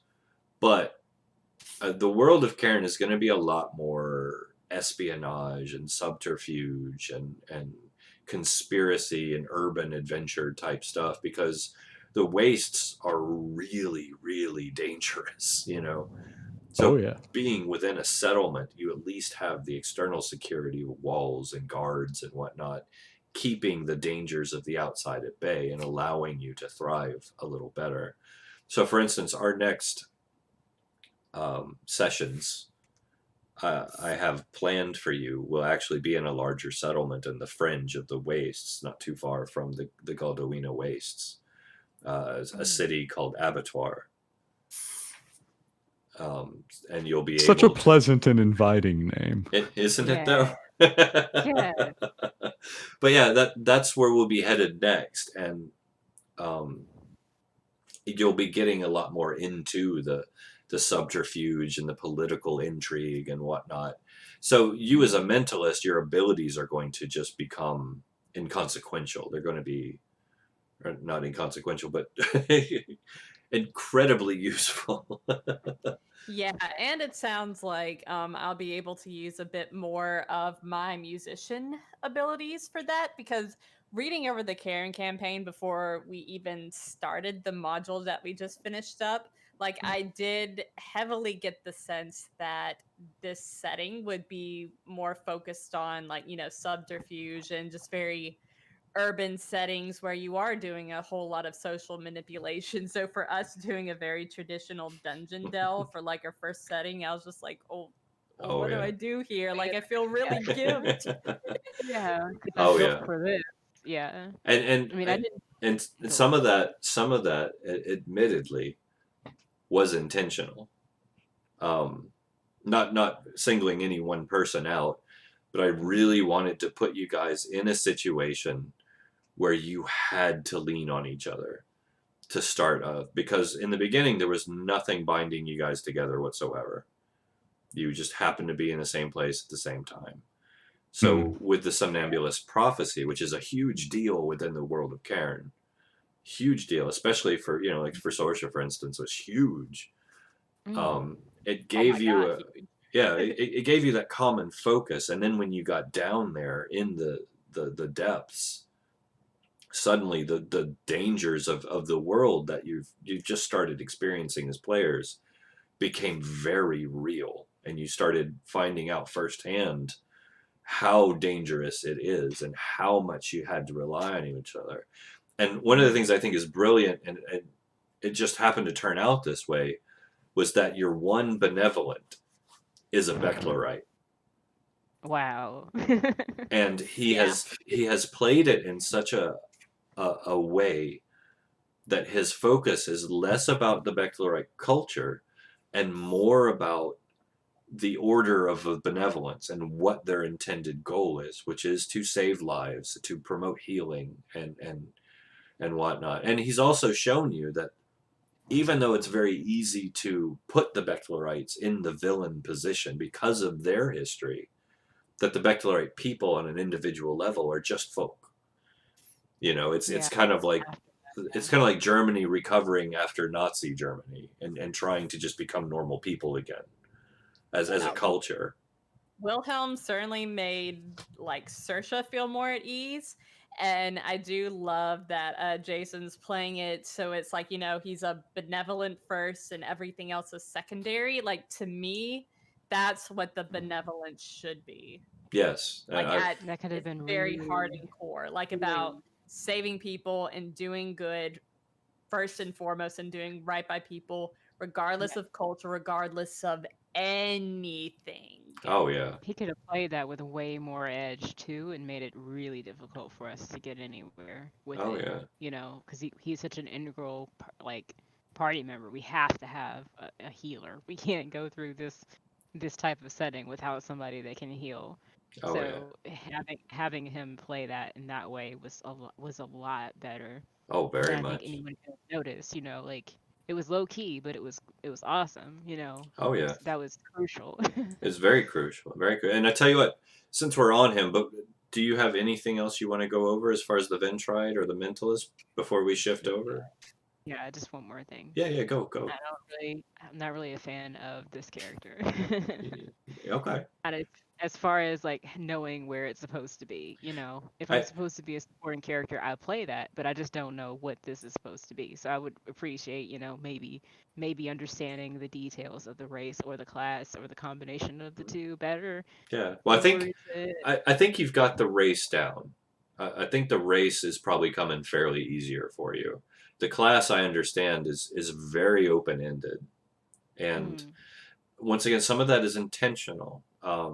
My intention with the Mentalist is here's the very baseline ability that you can do. Use it as creatively as you can. Like if you can think of a way, for instance, and I've used this I think as an example before, like your second level empathy ability. right? You can use empathy in a aggressive attack manner. Like you can Right. literally lash out and just psychically strike at somebody with empathy. Empathize with the spiders. Yeah. Well, I mean, you can hit them with fear. You can hit them with apprehension or anxiety. You can hit them with despair. And you can Yeah. do it silently. So, I mean, you can imagine like creeping around the corner and seeing a guard and be like, just destroy him to the point of like suicidal depression. And I used it a little bit in a positive way with Chance's character towards Mm. the end. You did, and that I think you were kind of starting to get the idea there from Yeah. that. But you're right. I think maybe there needs to be a little more descriptive direction, maybe that might Yeah. help. Because some of those when we were fighting the undead, I was like, well, Yeah, if I I'll will just use say, my short bow. Yeah. yeah, I will say that, being able to use your psychic abilities in such a manner, like, especially considering the Ventrites are such anarchists, like, oh man, the tools you have at your disposal would be like absolutely like invaluable to sort of anarchist revolution, like not only for mental attacks like against your enemies, but also to maybe sort of like quell the fears and like inspire your allies and comrades to like rise up and keep fighting against oppression basically. And if you ever want help with any of this, like Jacob and I, we are actually anarchists in our beliefs. Like we can like help you add some flavor to that. Oh yeah. Well, yay! Actual The- IRL anarchists. Yeah, The yeah. thing Great. that I Yeah. liked most in church, I know why you did this because it's the dream, is that they don't have to have a revolution. They had a revolution and it worked. Yeah, Mhm. this is true. They've established a true small-ish compared to some of the other settlements, but a truly anarchist society. And I would be like, it makes me want to play one because trying to dig into how that actually operates on a social level is one of the more fascinating things you can do with your time. Oh Well, yeah. what Master Myth can do is Genesis can go and help out other societies with their own anarchist revolution to like spread the message of anarchy. Like, look at what we have. This is so good. Like, you can have this in your society. Like, rise up against oppression and, like, be Oh like yeah. the sort of like, INFJ, just like, liberate everyone And out here. it's funny because that is how I see her playing, especially like with her interactions with Okay. with Chris's character in Sugnak, and how she was instantly like, "You suck because he's in chains." And she Yeah, like that's perfect. like she's practically slipping the. You want a knife? You want a knife, bro? You know. I got I got knives. you. Yo, I got you. I got knives, bro. I got you. And it's brilliant in that regard, because I really do think you're getting a really good grip on the Ventrite race and the Ventrite culture. Hmm. And One thing I regret. uh, I really regret not doing this. I had 2 pairs of manacles in my inventory, and I did not use one of them on Sugnak while he was sleeping. It would have been funny. It's just I to have a watch him question for scramble you. to try to get the keys. What's your question? I have a question for Master Miss, actually. Yes. Uh-oh. You seem like you really enjoy the 5e sort of play Oh style yeah. more than the others that you've tried. It seems like it's your favorite. Is that right? Yes, definitely. Definitely. How did you feel about the sort of mechanical content, because that's always the standout thing about D&D for me, is the way that the mechanical content of it works. How did you feel about that through the Cairn campaign? Hmm. I wasn't used to it at first. Um, it's very different, you know, the existence of things that can continue to do points of damage to you a turn, like what happens to Sugnak, Hmm. is a lot. Because there is no continual healing that would um, that would offset that reaction. Because once you're exposed to acid, there's not like a healing or a thing that you can do that would do healing over time as much. A lot of things are very, you know, do what you can type of deal. um, Master, if I can actually, Yeah. one of the for your area. benevolent abilities that comes later is a basic bomb, where I actually can create something that will neutralize acid. Yeah. And I could have had Yeah, that. It's just something I don't get for a couple of levels. But that is an right. item that, if I had it in my inventory, I could have actually neutralized all the acid. And maybe, Yeah. you know, I was just meaning in terms of something that continues to do damage to you. Maybe like barbs would be a better example. Like if There, you have a barb that infects you or you get an infection, stuff like that that does damage over an extended period of time, you may not have the things to deal with at the first stage. So to me, that was combat really didn't like scathe me as much as the stuff that was like inherent, you know, like the mushrooms or something like that that's like A very damaging our deadly environment. Yeah. yeah, it's a very deadly environment. We're very squishy. So that to me was a little bit of a shaky footing Oh as yeah. far as this is concerned. As a character that doesn't have anything to do with the healing stuff for you guys, that was the vibe I got, you know. Although I will say you will uh, very quickly here be coming into like your energy medicine abilities and whatnot as a mentalist. So healing is something you'll actually be able to do on a certain level. Yeah, I do have one thing, Hmm. like the little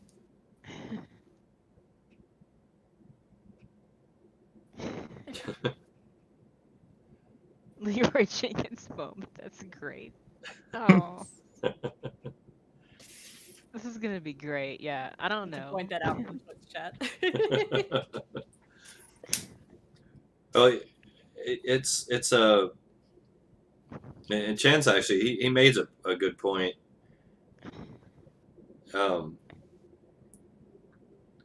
that like the dichotomy with Sugnak and him being not who he was but what he was, and the rest of you is something I'm going to really need to, I think, rework. Mm-hmm. Especially with the because it was very counterproductive. Um, and granted, I don't know if it could be reworked or if the Wraith Guard maybe shouldn't be a playable rate or class? I think it could be. I think it's just your approach that could change, possibly. Like, for instance, you could have a Wraith Guard whose life was rescued by the use of spells. So they have a conflict of their duty to the guard to eliminate magic in its use, but also understanding and empathizing with the use of it as a last-ditch effort. Could be an interesting dynamic. You're right, and I was actually thinking of maybe instead of a true Wraith Guard, maybe going along the lines of like a rogue Wraith Guard, one who's broken out of the order. Because it's very easy, once again, to put, like Sugnak, we'll use Sugnak for example. It's very easy to put Sugnak in the role of villain. Very easy. Oh yeah. Yeah. And it's not necessarily because of Sugnak. Like Sugnak's driven goals were actually very filled with merit. The purpose of the Wraith Guard is a meritorious order. You know, the job to not put people down, but to keep people safe from the thing that blighted the planet. Right. Like, so there's a motive there that's genuine. But at What the same, But go ahead. I was going to say, what about instead of treating it as a class, turn it into a subclass where you can choose to become a Wraith Guard, like offshoot of a fighter. I Where you like start that. out as this and you become a Wraith Guard. I actually, Good, you know, yeah. I like that. I like that idea a whole lot. yeah, I was gonna say that it makes me think of the older interpretation of the paladin, where you could absolutely build a paladin that was incompatible with a lot of parties and a lot of other backgrounds and such. Famous for it, in fact. Yeah. But the trick with the Wraith Guard is, as the class stands, you're required to build a character, if they are a Wraith Guard, that is incompatible with one full class and one full race. Yeah. And You even can't- more, like, I mean, imagine if Sugnak kind of got clued in to Saoirse what she was doing, that it is a subtle form of casting magic, especially as there is a song that will ignite things on fire. I can't remember which one it is, but yeah, like that's a very clear, very obvious form of magic, and that would have tipped Sugnak off like immediately. Yeah. That And this is well, what Saoirse's doing. well, it's just like it with Poison's character coming into play, for instance, as the very the Ventrite arcanist. Like, and she, you know, and she played it to a T when she came in the way that she said, when I told her, I was like, you have a Wraith Guard in the party. He's not going to like magic. So here's some means that you could potentially use to hide what you're doing. And she flat out said, I'm a Ventrite. I'm not hiding anything. He just better watch his ass. You know, I mean, flat out. Like that Oh, hell that was going to be a conflict coming in. And granted, at that time, we'd already kind of spoken with Chance and decided that he was going to work his way out to attend to other things because it was getting kind of crowded and he wanted to help, you know, on the outside with the stream and everything. So that was fine. And one of the reasons, but at the same time, in the back of my head, I did make a mental note that there is no way a Wraith Guard and an Arcanist can coexist for any length of time. Exactly. And if it's like, Good though. if that was optional, it would be fine. Yeah, they could potentially master miss. You're right, but at the same time, I thinking about it, lowest common denominator, core, basic. Right. Yeah, and just as a designer, let's say, as a potential amateur game designer, I have to go with that core basic. Yeah. Yeah, and with the Wraith Guard being an option, I via making it a subclass, especially if it's something that you can take at maybe a little bit later level, like maybe that's a level 3 question mark, like, subclass option, then Yeah. it's like, then the character that has the option to go Wraithguard, now it's like, they know, like, who the party is. Maybe they have a more nuanced view of like casters by then, and Mhm. maybe like their decision to go Wraithguard because they know casters, Hmm. like maybe it presents like a moral dilemma, and that really pulls in some good story hooks and ways to create like conflict that would really drive the narrative forward in ways that wouldn't tear the party apart, like just at the core basically. Yeah. Like there was no way that they can get along sort of level. And I think it's I really actually like the subclass idea. Um, and I think I could rework it into a potential subclass, even two subclasses. You could have the Wraith Guard and the Rogue Wraith Guard as potentials, or it could just be one that and you choose your play style. But um, like Chance is saying in chat, and like you guys are talking about, I think coming out of the gate swinging, it was a great way to introduce Chris's character, but at the same time, it was just constant strife. Sorsha was never comfortable around him, as she wouldn't have been. Seeing that badge of the Shanaki or of the Bechlorite Order of the Wraith Guard on this guy had to be unnerving. And our Ventrite characters are never going to see eye to eye, because just like you mentioned earlier about how they've already won their revolution. Within the history of Cairne, the important thing to remember is the four existing human races that still exist. When the Civil War broke out, they splintered into over a dozen factions. These four are all that survived.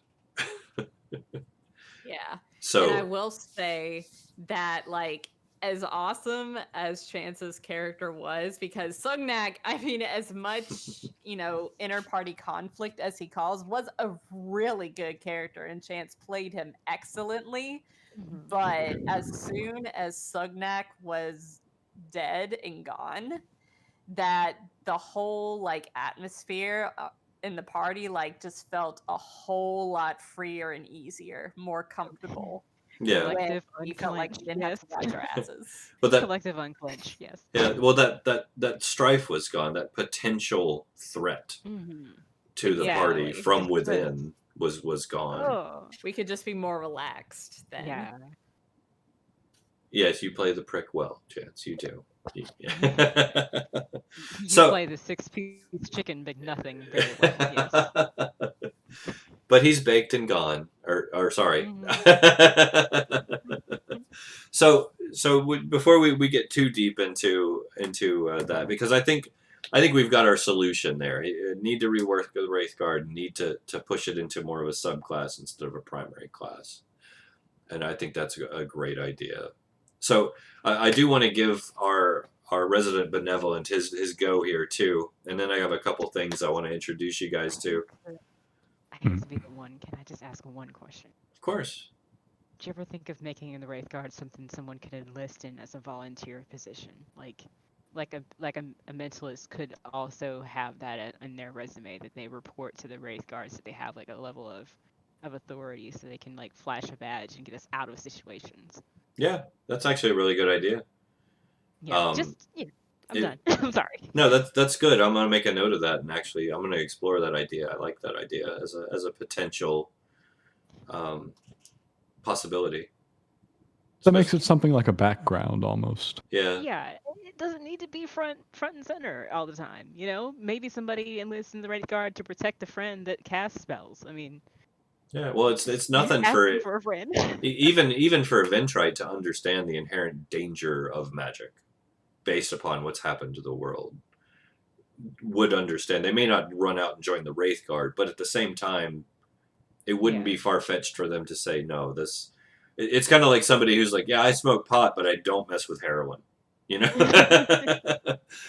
It's one of those things where that would make sense, especially as Jacob said, as a background. Yeah, and one final note, we do need to like create some custom backgrounds for this setting. Yeah, you're right. You're right, and that's something I have neglected. Thank you for pointing that out. That's a really good idea. Definitely, definitely. Sorry. So Sorry to derail. no. You're good. That's what this is for. This is for. All right, Jay. Let's hear what you got. Tell us your impression of Wilhelm, the Bechtelite benevolent.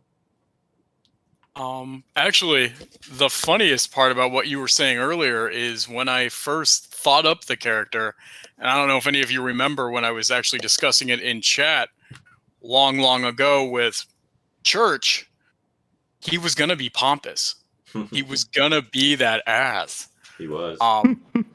And that was actually the original. Was a lot of it was Simon from Firefly. And Serenity was that pompous guy who's over his out of his element. That whole yes, but I'm better than you. And for some reason, just when I started playing, he turned into a goody. Thankfully, for you guys especially. For the party, yeah. When all you have is a doctor's bag, the whole world looks like a patient. Yeah, that he is truly a good person. Yeah, and when I created the Bechtelrites as the playable race, I did keep in mind their history, but I wanted them to be presented as they're decent folk. They're very intellectually driven. They're very industrious, very technologically adept, and they have no problem sharing this with the whole world. They created the Order of the Benevolence. They created the medical technology that they utilize for the most part, not all of it. But I wanted them to be proud of who they are still.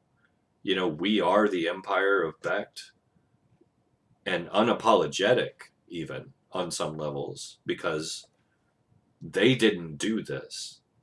Sovereign Damas III, the emperor of the Becht Empire, when the Blight happened, did this. It was him and the co-conspirators. And he's extra dead. Yeah, and it was the conspirators that pushed him into that. Zendel and the rest of the conspirators pushed him into that course of action, which the Stapleton guys kind of saw the edges of as it was happening. Mm. And it's important, not necessarily as characters, but as players. I think that history is there. That they are good people. They are still proud and are still playing a very important role within the world. And I think the way that Jay's played the Becht, I think, encapsulates that. He's not arrogant. He's not proud. He's definitely not in any way prejudiced. He has, in fact, many times put himself in harm's way, even as just a flesh shield, to try and protect the party, this group of people he's just met and barely knows. So sorry. He sees that. Go ahead. No, he sees everyone as a living person, whether they're Van Warren or the Olam. They're living creatures, and he will do what he can to protect them. Yeah. Hell, he would have tried to talk down the friggin' Banshee thing and calm her if he could have. He is probably, in my mind, the closest I've ever come to playing a paladin. Yeah. Mm-hmm. That's a very interesting way of looking at a benevolent too. He just does what he can to help. The ideals are an obsession. Yeah, you are like the prime example, like, of what a benevolent should be, in my eyes. He's very art, yes. Very. It's actually one of the reasons he speaks Sonokisian, was so that he can actually speak to them, because he understands that they don't like him. Aww. It's the art of being art. I love it. I love it. I do too. So Jay, tell me, I know the benevolent is probably one of the more challenging classes I've put in here. And I say that because the amount of research I had to do to come up with a lot of that stuff was very taxing. I can imagine just from what like, obviously I've got printouts with me. I've got my note cards. I actually am taking notes, which is rare for me. And was about to make a binder. Welcome to my world. Welcome. I know. So, tell me about the challenges you face, because that's what I'm really curious about. Is it too much? Is it too hard? Is it too complicated? Or are you enjoying it? There's a couple things. Prep work. I need to have those things to start with, like the poultice and the tinctures and everything. I would actually probably, as starting equipment, give the benevolist some of them, so they have healing things available to start with, because when we jumped in, I didn't have any, and it seems that I need a solid stock of them at any given time. No, that makes sense. That makes sense. With having only non-lethal weapons, it also does limit his combat options, which is why most of his combat is meat shield or run or stand still. I partially zone out during any combat, to be honest. Likewise, and whenever I zone out, that's very bad for me because I get disengaged so bad if I have to zone out. Oh yeah. So I actually was building a crystal puzzle during one combat. I'm not gonna lie. I was sitting here assembling something because it's like, has anyone been hurt? No. All right, I stand still. So would you rather go more along the lines of a Dr. Watson, where you carry a pistol and are allowed to use like lethal force, or? I don't know about lethal force, but having a ranged weapon would be nice. Because when I think of non-lethal weapons, nothing says to me, like, there's nothing other than possibly like a net that is a ranged option. So what would be some good range if you want to stay non-lethal? Because I'm not opposed to changing that. This isn't some, you're not. We're not stuck into that. Let's say. I don't honestly know. Maybe non-lethal rounds or something for a gun. Can I just Yeah. a little bit from Conan, blunted arrows. That's a possibility. If I may. Yeah. Like Jay mentioned a net, like maybe some form of like weapons if you want to go the non-lethal route, just things that can be used as, say, crowd control sort of abilities, like something that can tie enemies up in combat. Just things of that nature. So it's just like it's not killing, it's more of subduing. But because, this is, say a campaign that's supposed to be more focused on political intrigue and subterfuge, and there will be a lot of times where we'll be in urban settings, and a lot of what we'll be doing is social.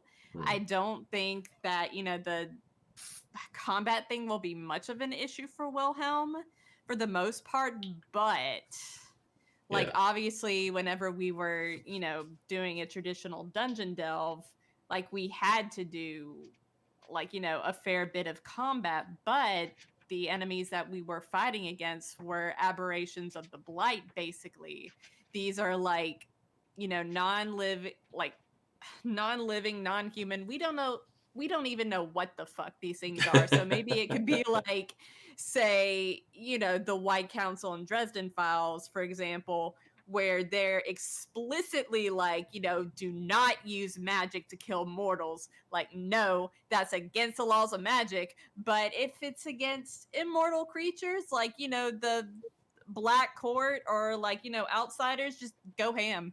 Yeah. I mean, obviously only the Starborn can touch outsiders, but yeah, they're just like, if it's not immortal, go ham. Because I know down the road, like when you get alchemy, for instance, I know you, and that's what, level 6, and that's also when you get toxicology.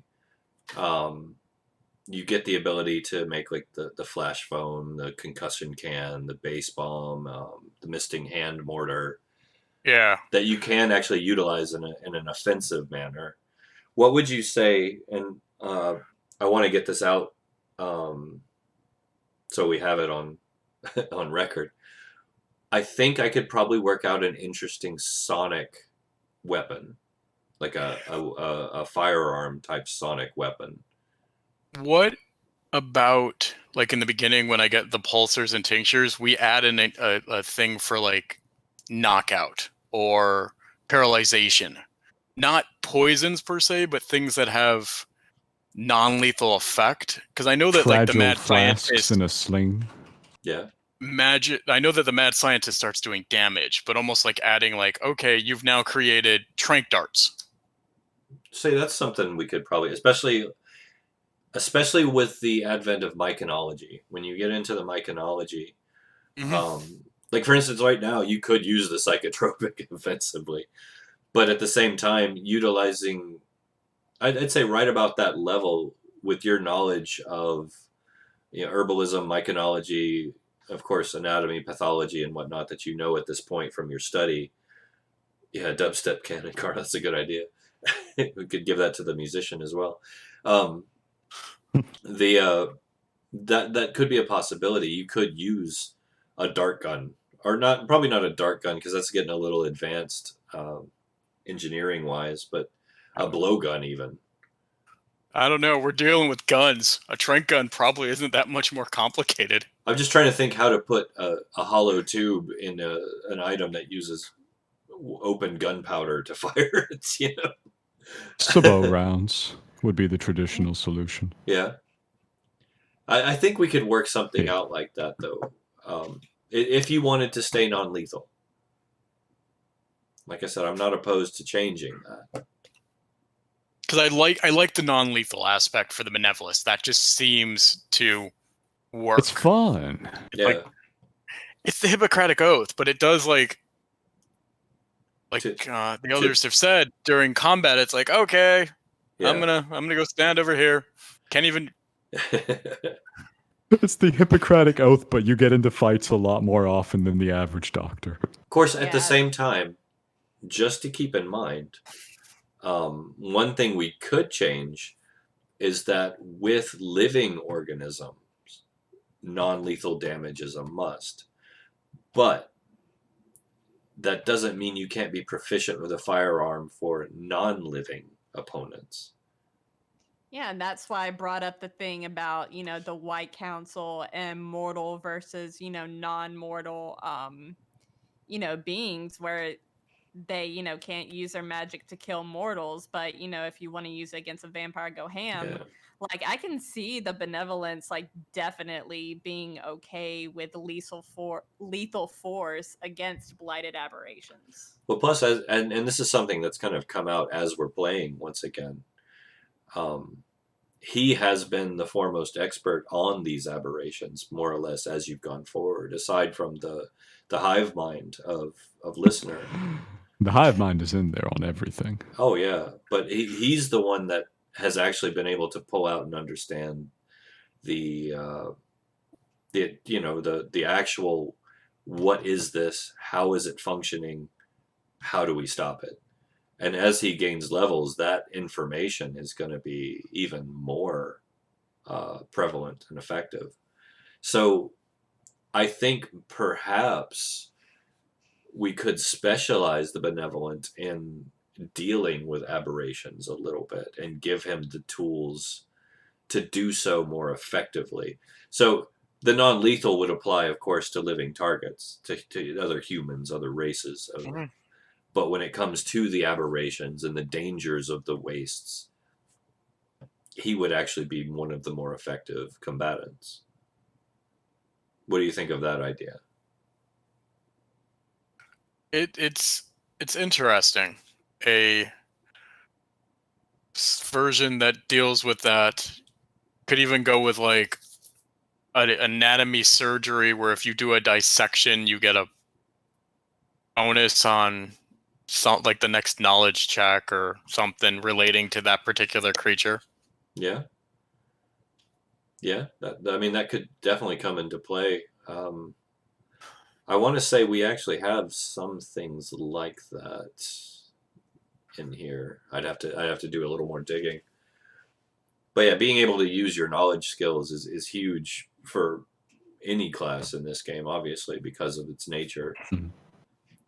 Yeah, because benevolence are at the heart of it. Like, researchers, researching how sort of the natural world works to inform, like, how they use their healing. So to me, it would make sense that they would do research into the blighted aberrations and how they work. Oh yeah, Like, they come across a creature and, like, they do go in and dissect it and research its properties to figure out, what can you do against these things if someone gets sick by one of these blighted aberrations, like how best to deal with them if you come across one, like what you can safely do, what you can safely not do, all of that. I feel like that would be a very natural area of research for benevolent oh in yeah, Cairn. and a lot of that is in there when we get into, and this was, oh, I did so much research on all this, but when we get into as the classes progress, you get into pathology and epidemiology, etiology, toxicology. As he's leveling up, he gets more and more information about the things that plague the wastes and how to deal with them and how to deal with them before, during, and even after. Um, which we've kind of discussed in the last session. I remember like you guys were discussing how do we dispose of this body, and thanatology is something that comes up much later. Mhm. But yeah, I mean these skills, we could even mix them around a little bit and have some come into play a little earlier and whatnot too. Um, for that reason, just to show the level of research as it's going and make them become more useful earlier on. But yeah, go ahead. Now, I don't want to, because obviously there are the different subclasses for Benevolist. Yeah, So we do have a researcher version of it. So there is one that's specifically researching based. yeah, yeah. The we've got the field medic, the researcher, and the heretic, and of course the benevolent And the, paradigm. yes, the empath, as I keep thinking of it as. Pretty much, yeah. But yeah, and of course that gives you the option to be the heretic too, which I wanted to include, because you can do tremendous good or you can do abhorrent evil. The mad scientists. It had to have mad scientists. Our world needed mad scientists. Oh yeah, it's only right. It did. And it was tempting, but yes, I went with the goody-goody. But yeah, I go ahead. And going back to a topic earlier about the benevolist, and obviously I'm a Becklerite, is obviously the group had gotten used to the fact that I wasn't that bad. But I almost felt like we missed a chance when poison was introduced to not play up the Becklerite mistrust. Yeah. Mm. Mm-hmm. As far as not letting her know you're Beckler, No, of her reacting to the fact I was. Oh. Well, on the one hand, she might, but on the other, I think it's important to keep in mind she is a Ventrite. And a Ventrite, while they may be a little wary of the Becht, at the same time, there is a mutual respect. You are still the same race, technically. And you've come to terms and come to peace, and that peace has held for a significant amount of time. The Becht leave the Ventrites alone, and the Ventrites, are content with their lives. They live by their own means, by their own standards. So there is a mutual openness and respect there. Even if they don't necessarily like each other, they still get along, if that makes sense. Yeah, Yeah. I get it. Because I mean, true anarchy is being willing to say, well, the Becks want to live that way. There they go. You know, Mhm. as long as they're not in getting on my way, we're good. Yeah. But yeah, no, and I'm curious. Poison and Red both coming in late in the game, and both playing very unique classes and races. Well, I mean, in Red's case, the race. I'm curious to see how they're going to play into things going forward. Too, Poison's character is already a little firecracker, and we've already got her and Genesis making best friends. Right away. Of course. And then of course, Red's gonna be it's gonna be he's gonna be a wild card. The Vollerstad and the Desolation Strider, he's gonna be our wild card. And of course, I have to find a new best friend that isn't Jacob in this one. Well, it do be that way sometimes. Although I like to think listener is everyone's friend. Oh yeah. Well, no, we just play off each other really well, so I have to find someone else this time. Well, your two characters played off of each other really well. This campaign, I feel like the little group that sticks together is like Genesis, Listener, and Saoirse. But I mean- like that's But not only that, Telemachus and Tank. Yeah, that went pretty well too. oh god, yeah, I forgot about that. We were just chilling. I ironically I see, and I hope this doesn't influence anything, but what I see ironically happening over time is I see a bond of friendship forming between Saoirse and Wilhelm.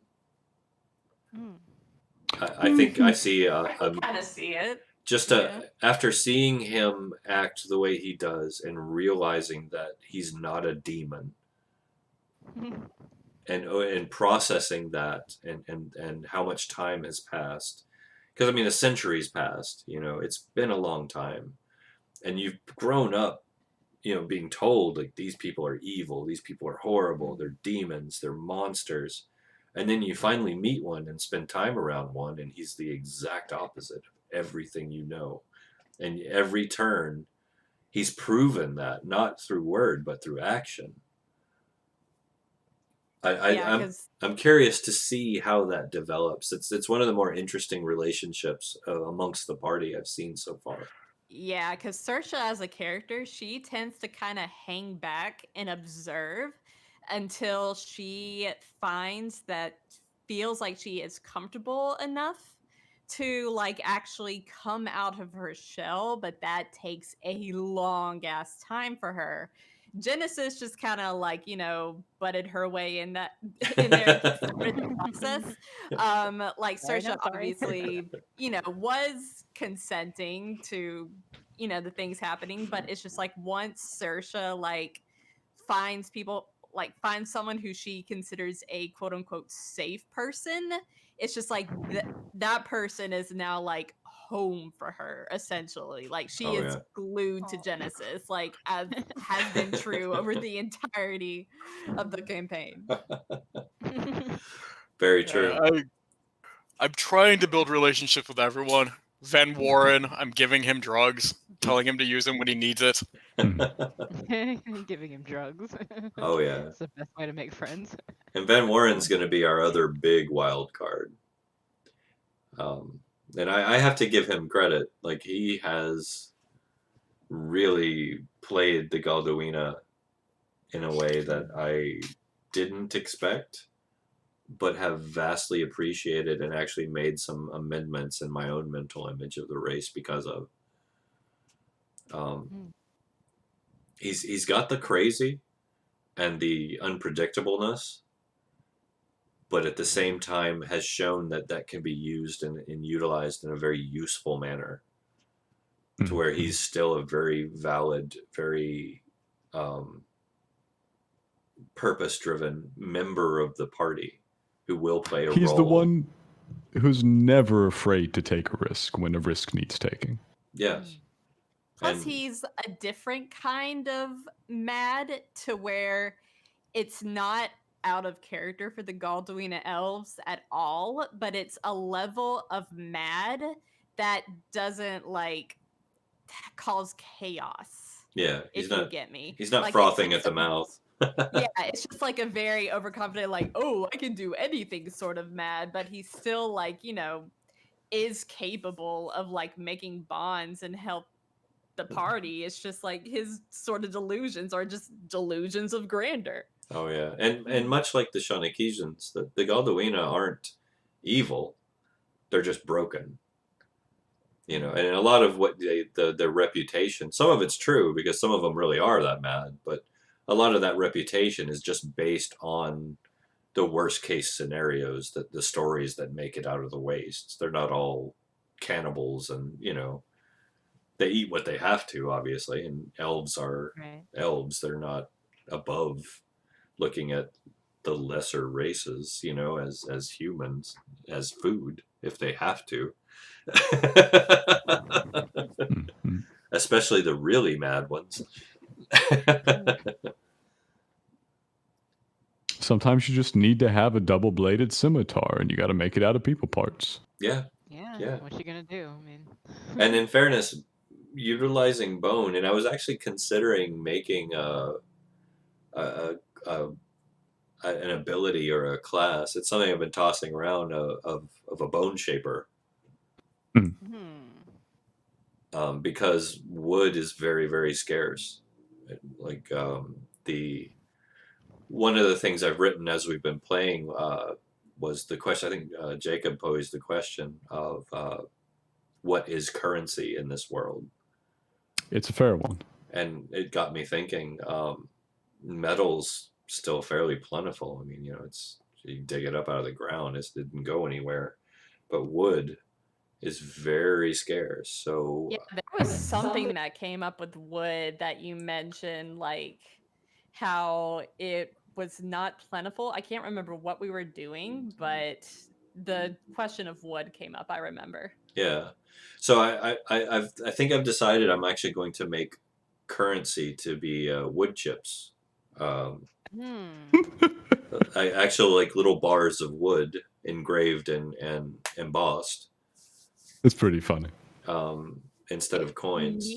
But I will say the only issue with that is that wood is highly combustible. Oh yeah. Of course, it's the same with our paper money.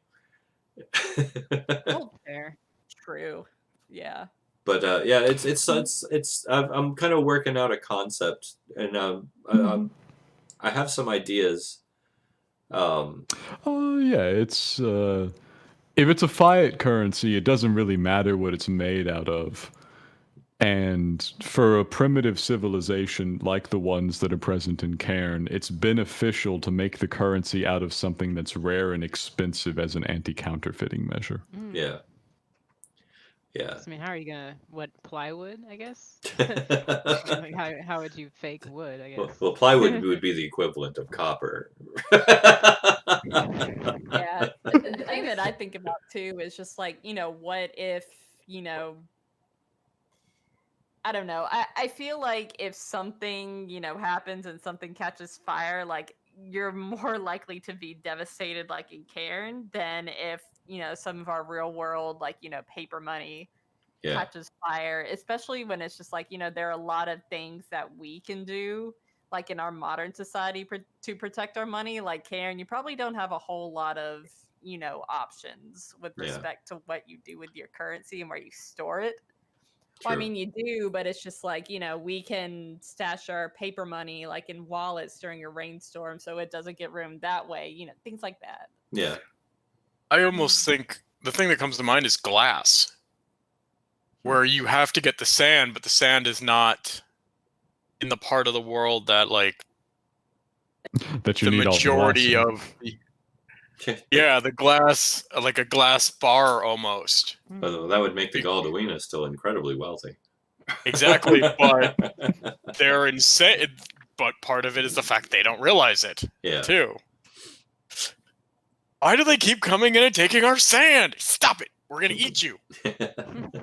I need to hide in that sand.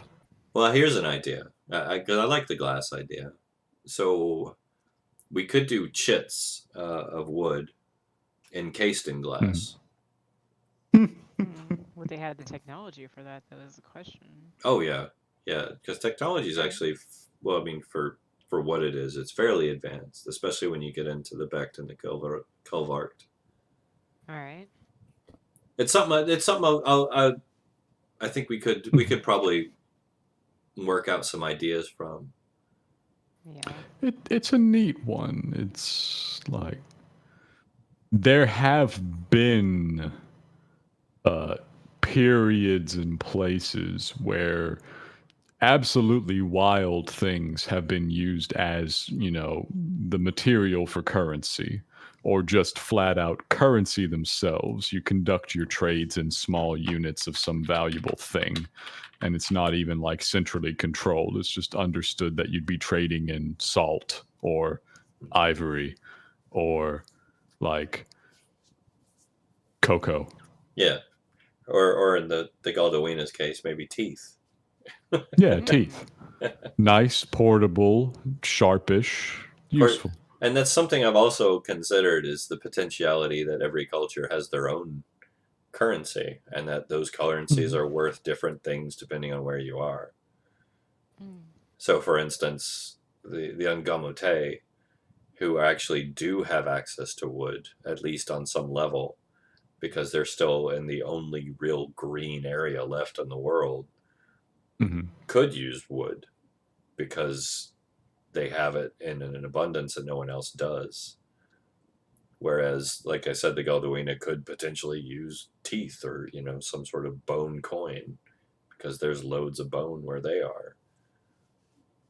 Yeah. I just like that, especially the visual of I'm short, so you yank out your own teeth. That's a Galdawina move right there. That's a very Galdawina move. See? I could just see that. So I'm going to play with that idea. I like that idea. Yeah, if you think about, go on, Master Miss, you say a thing. I was just gonna say a whole new meaning to the tooth fairy. Oh no! Was nobody else gonna say that? Am I the only one? Somewhere out there, I wasn't gonna. I love it. Somewhere out there, there's a toothless Galdawina who runs around in a pink tutu and leotard with a magic wand made out of somebody's stealing femur. the teeth. You don't get anything for the teeth. They just steal them. Yeah, he just beats them out of your head. Are you gonna kill me? No, I just want these. Doing a tooth fairy, but gives a whole new definition to the word "fey." And you know what? I think back to the times when trading was common, but currency exchange wasn't yet. And think about it. He takes the teeth and he leaves useless things like metal. Oh, perfect. Just like I leave you tiny little screws or something, like these little round discs of metal. They're everywhere. We don't know what they're for. Yeah, I don't need this. Can't eat it. Yeah. So, but I think back to those times, and I think of how if you were a trader in those days, you would take something valuable to sell to your destination, and you would trade it there. And maybe you'd get the local currency, but before you went home, you would spend that local currency to buy goods that are more valuable back home. Yeah. And you'd get them home and you'd sell them there, and you'd keep your local currency instead of trying to have like a centralized one. Which makes for a very interesting world economy on that level.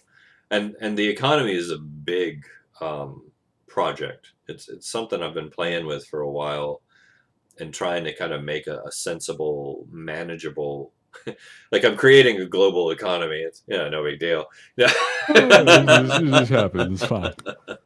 But yeah, it's something I'm definitely going to work on. But before we go too deep into just that, unless anyone has any other thoughts, ideas, or concerns. No, I'm good. Hit me with the new stuff. Cool. All right, so First and foremost, I want to introduce you to our new race. Um, Oh. the Enruv Marv. Mm. The Enruv Marv. Pronunciation key, please, because I'm not gonna get it. Enruv Marv. They are the dead that just didn't let go. Literally. In case you don't have this up, I'll read this out real quick. Their appearances, they're just a bit too thin, just a bit too still, slightly prone to staring just a bit too long. These poor souls are a result of a spirit having nowhere to go and choosing to remain. While their bodies continue to decay extremely slowly, they are still fully aware, and this leads to an overwhelming presence when they are near.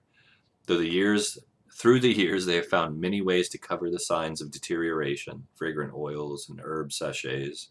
And of course, the conscious decision is a newly unified people to illustrate what they are with face paint and masks that both hide and illuminate their nature. So, these are literally the deathless dead, spirits who chose to remain in their bodies and continue to animate and paint their faces in a kind of Day of the Dead skull-like manner to let you know in advance what they are. And the reason they do this, and one of the things I really have kind of fallen in love with, is that they are extremely kind and polite as a culture. And they've formed their own culture because they tend to group. There are very few of them, they're very rare, but they group together and travel. And one of their big key elements within their travel is their performers. They have no ability to create within the realm of life anymore, so it comes out through their spirit and the manner of performance. So they're deathless as far as just the basic abilities. So same concept as a zombie. If it's reduced to 0 hit points, they have a save to come back at 1 hit point instead of die. Immune to poison. They're void resistant, so the negative energy of the realm they take half damage from. They also have an immortal presence, so people tend to be slightly in awe of their state of being. That's that overwhelming presence that they have because of what they are. It's this living, quote unquote, reminder of mortality every time someone meets them. So they have an advantage of persuasion, intimidation, and performance rolls because of that. And of course, they have a stalled metabolism. They don't need to eat or sleep, not affected by temperature unless it's physically damaging. Yes, more power. Inevitable power. So basically, they're not unified to a point of a nation or society. They have no recognized leader. They have no hierarchy. But despite this, they do remain unified, and there has of yet never been a recorded incident of members of this race fighting with one another. They're very passive in matters of the living, but generally just abhor cruelty or unnecessary violence. They are, as a rule, kind and charitable, and extremely patient with all other forms of life. Since they lack the need to eat, drink, or sleep, or breathe, and that may play into it, they have very little need for material wealth beyond superficial wants and creature comforts. So they're not greedy at all. They're very charitable. They're very social as well, which is where the performance thing comes from. And to kind of exemplify that, and also what inspired it, I've created the Sorok sisters, which is the more famous of the musical troupes that wander the wastes. They're known for their theatrics and by the fact they wear the old uniforms of the Bechtelorite Airship Command. The ones that actually went down in the Blight. They're rumored to have actually served on them when the Blight was pulled down and crashed in the Blighted Lands. If this is true, they would most likely be the first of their kind. Their music is made with instruments crafted from old bits of scrap metal, leading to a style of syncopation and heavy rhythms, mingled with four-part harmonies, accompanied by the oddly quirky movements that the Onrunmarv are famous for. They're very kind of twitchy and jerky when they move, and they're kind of a little slower than normal. The people on the fringes are very familiar with them as they've been traveling around for the last 70 years or so. And in that time, have actually gained a large following of admirers and fans based upon the nature of what they are. In some of the bigger communities, the people have been known to attend performances in face paint as a show of solidarity. So this is the new race I'd like to introduce into Cairne. I think that's pretty neat, but I have a troublesome question for you. No, go for it. Go for it. What you got? Do they think of Cairne as the afterlife? No, they're very aware of what's going on. Very aware. They don't necessarily. Well, I mean, as far as the afterlife in Cairne is concerned, I suppose it is, because there is no beyond. It's more or less the sense that rather than just there, you know how we've talked about how some spirits are more aware than others. Some are just going through a motion again and again and again, a repetitive sequence of events, whereas some are aware of the world around them and will interact with you directly. These would be spirits that could interact with you directly, but upon realizing they had nowhere to go, they just said, well, I'm just going to keep this body. It has very interesting, like, philosophical implications once you've got a bunch of creatures, sentient ones, that were alive and know that they died and are still around to kind of chat about it and hang out. Yeah, and that's the How thing would is they would probably think of their own existence? That was something that they would probably sit and quietly contemplate and have a wonderful discussion with you about. As far as what they would actually believe, it would differ from person to person. So besides the stark reality of what's happened, within the world and what brought them about, which is more or less common knowledge. They have just chosen to continue to exist, and in a weird way, they've come back better than they were before, if that makes sense. The lack of the constraints of living and the lack of the needs of the living have made them better people, for lack of a better way of putting it. That's why I say they're extremely charitable, extremely patient. They abhor violence of the unnecessary. They hate cruelty, and will quite happily stand up to oppose it.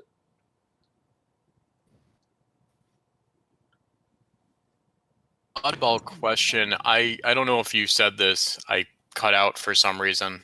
Like I got disconnected. I'm sorry. How would the benevolist science work on them?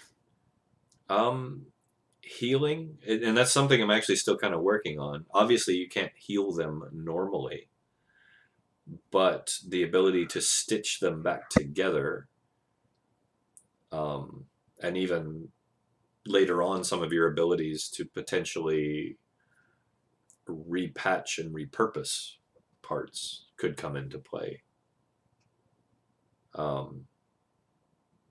Also, I imagine a benevolent at some point gets some abilities at preservation as well, preservation of organic material. Once again, these could come into play. We'll get some formaldehyde on that. It'll be right as rain. Exactly. And their decomposition rate has slowed extremely. And I mean extremely. So they're not rotting like before your eyes. It's a very slow process. The big thing is once they go down, once they fail that deathless check, they're gone. There is no bleed out. There is no, coming back, resuscitation. They're done. So it's a very finite chance if you go down with one of these. You get that DC save to come back up at 1 hit point. But if you fail that, you don't get the normal death saves, for instance. I like that there are so many pluses and minuses on the board here for them. And Carl, you're actually very correct. As a musician myself, I've worked out ways to play something akin to rock music on non-electric instruments. And that's actually kind of what I picture for them. Not necessarily the evil heavy metal type stuff, but very upbeat, energetic music on instruments that are very syncopated and percussive to go in line with their jerkier, twitchier movements. So you get that real syncopated, driven 4/4 rhythms. Whereas, the more classical music, you're going to find a lot more lilting melodies and whatnot. At least that's how I picture it. Obviously, players are going to come into it with their own vision, and that's perfectly all right. So, what do you guys think?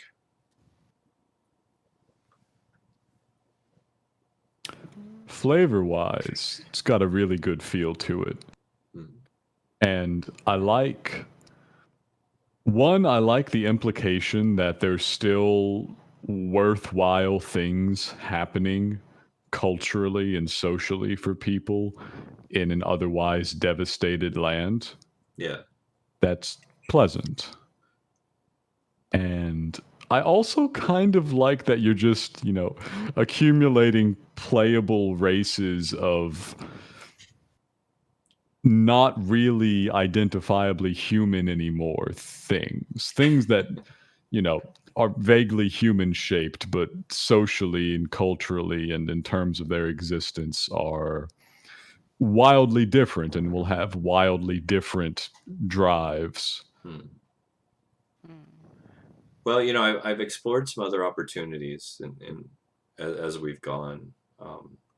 As you know, two of the other races very common in the fantasy realms are no longer with us on this planet. The halflings were wiped out by the Galduina genocide, and the gnomes didn't make it out of the Underhome when the blight flooded through it. They were wiped out in the blight. And I explored ways of potentially bringing some aspect of either of those races back, and it just didn't feel genuine to do so. Like, I wanted there to be a sense that something vast was lost. There's two complete cultures, two races completely gone, as well as many others. Like, you won't find orcs in Cairne because while they were there, they're not anymore. And a lot of creatures were obliterated. Or any other plane touched creatures like tieflings and Azamar and Eladrin, all of them. Yeah, they once cut off from their source, they withered, especially given the new situations. Like an Eladrin and Cairne would be in hell, just watching nature deteriorate and twist and morph into something twisted and dark and aberrant would just probably wreck their heads. And it's a horrible concept, and I guess once again we kind of get back into the reality of the horror of the world of Cairne. But like Jacob said, I want there to be these points of light because as a student of history myself, one of the things you see throughout history in times of incredible tribulation and duress are these points of light. Look at for instance, look at the music around World War II. It was amazing and upbeat and happy and just filled with this energy and this passion, while the horror that engulfed the world was going on, And that's Can't forget about Boogie Woogie Bugle Boy. exactly, and that's exactly what I'm talking about too, because it's one of the interesting parts of life, and we'll say human life because that's what we know and we're based most of our creations on. But it's one of the fascinating points of life is that when things are at their darkest, life finds a way to find that light, that spark, that drive, and that passion to keep going. And so I want there to be that, like the Ventrites, for instance, are such a passionate culture. They're filled with exuberance and color and light and laughter and music. The Volristad, living on the edge of the void, tainted and twisted by the energies there. If you look about their various tribes, their clans, they're just, each one of them is focused on a different type of music, and they come together for these meets with these huge festivals amongst themselves. Once again, there is this energy and this life there, and all of the cultures to some degree have that. Yeah, the Volristad to me give me like big Romani traveler vibes. Oh yeah, yeah. And I wanted to portray that not only the Romani travelers, but like the what they call the Irish gypsies played a part in that influence, as well as um, the nature of the homeless people that I've spent times with in some of the bigger cities here in America, how they have that nomadic nature, but still this great pride and this great culture and this great ability to create something that if you look deep enough, you will find something tremendously potent right under the surface. If you just look, and that's kind of what I wanted to capture with the Boulderstad, is they have the ability to create solid matter out of shadow. They've literally taken the darkness that nearly destroyed them and utilized it to create something beautiful. you know and for me, like, that's cool. And the Shawneesians, for all of the destruction that happened to them, still kept the core, like the heart of who they are alive. Like it's just that undying spirit in them that keeps them going. And then it's like they're finding beauty in, like, the things that have happened to them by making art out of their scars. Very That was much. really cool to me. And I really, the Shawneesians ironically were the first race I created for this. They kind of kicked off the whole thing for me. And I started creating them probably probably a decade ago, as when I started Oh, wow. working out a lot of these concepts and cultures. I've been mulling them around for that long. And they've gone through a lot of iterations and changes and whatnot as far as story perspective go.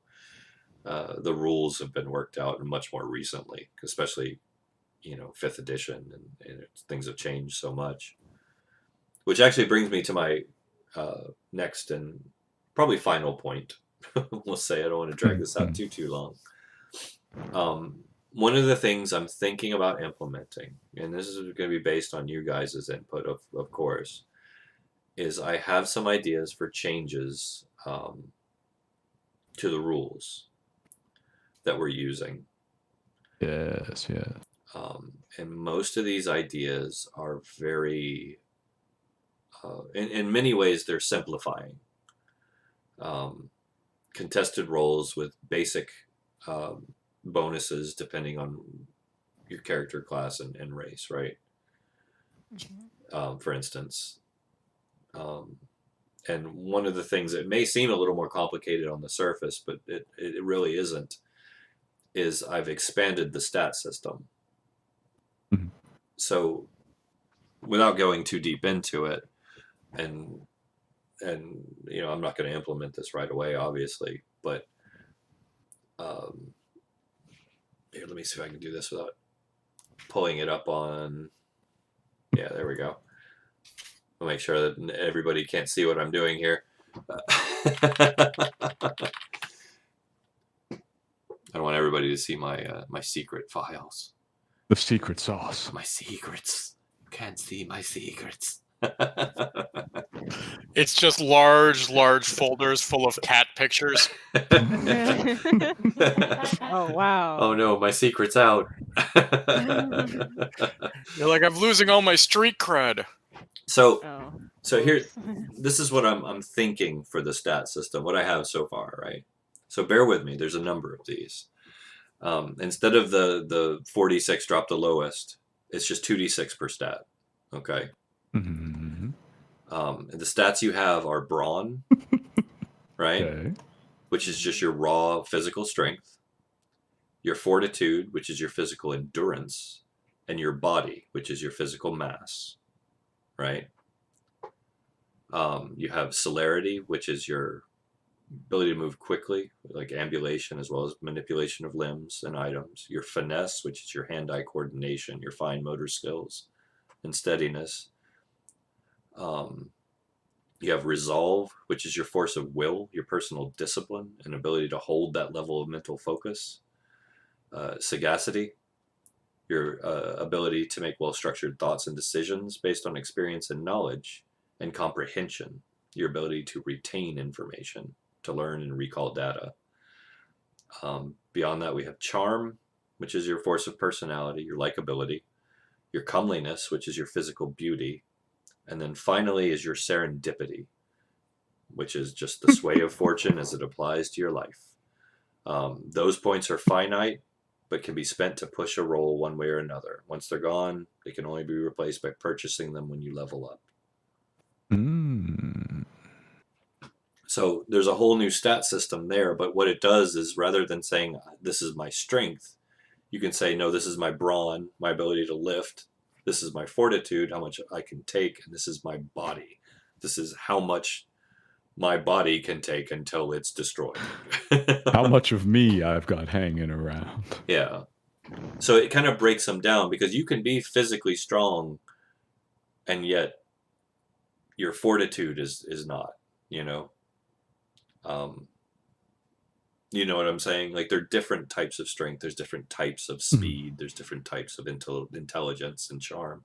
And that's kind of what I wanted to do is break down because the 6 stat system, while it's simple, for me, it's almost too simple sometimes. And I like the variety of it. Do you guys think it's too complicated, too much? It Did want to put the depends advanced back on. in. Yeah, you got the advanced back in there, no doubt. How do you intend it to interact with those things that would in 5th edition be skills? No, that would take a little bit of work, but I think various skills at the same time will play into various different. Like for instance, your knowledge skills are obviously going to be more along the lines of intelligence, your intellect, your actual education, for instance. However, if you find a scroll that tells you some vital piece of information, that would be your comprehension, your ability to learn something new. And of course, your sagacity is if you say, based upon my character's mind, which one of these paths looks less dangerous. You would use your sagacity to make that decision, just based on your experience and knowledge, which of these is the better option. If that makes sense. Kinda does.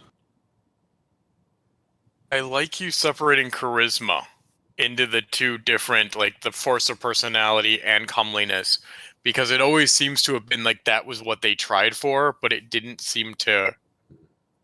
Like when they simplified the stats down to the 6, that did seem to get lost. Yeah. Well, I know in 1st edition, early on, comeliness was an optional stat, actually. So you had charisma and you had comeliness. It was an option. I will say that maybe making beauty as a stat maybe isn't the best idea, because beauty really is in the eye of the beholder. And it's like, someone who may be beautiful to someone else, like, may be very off-putting to another person.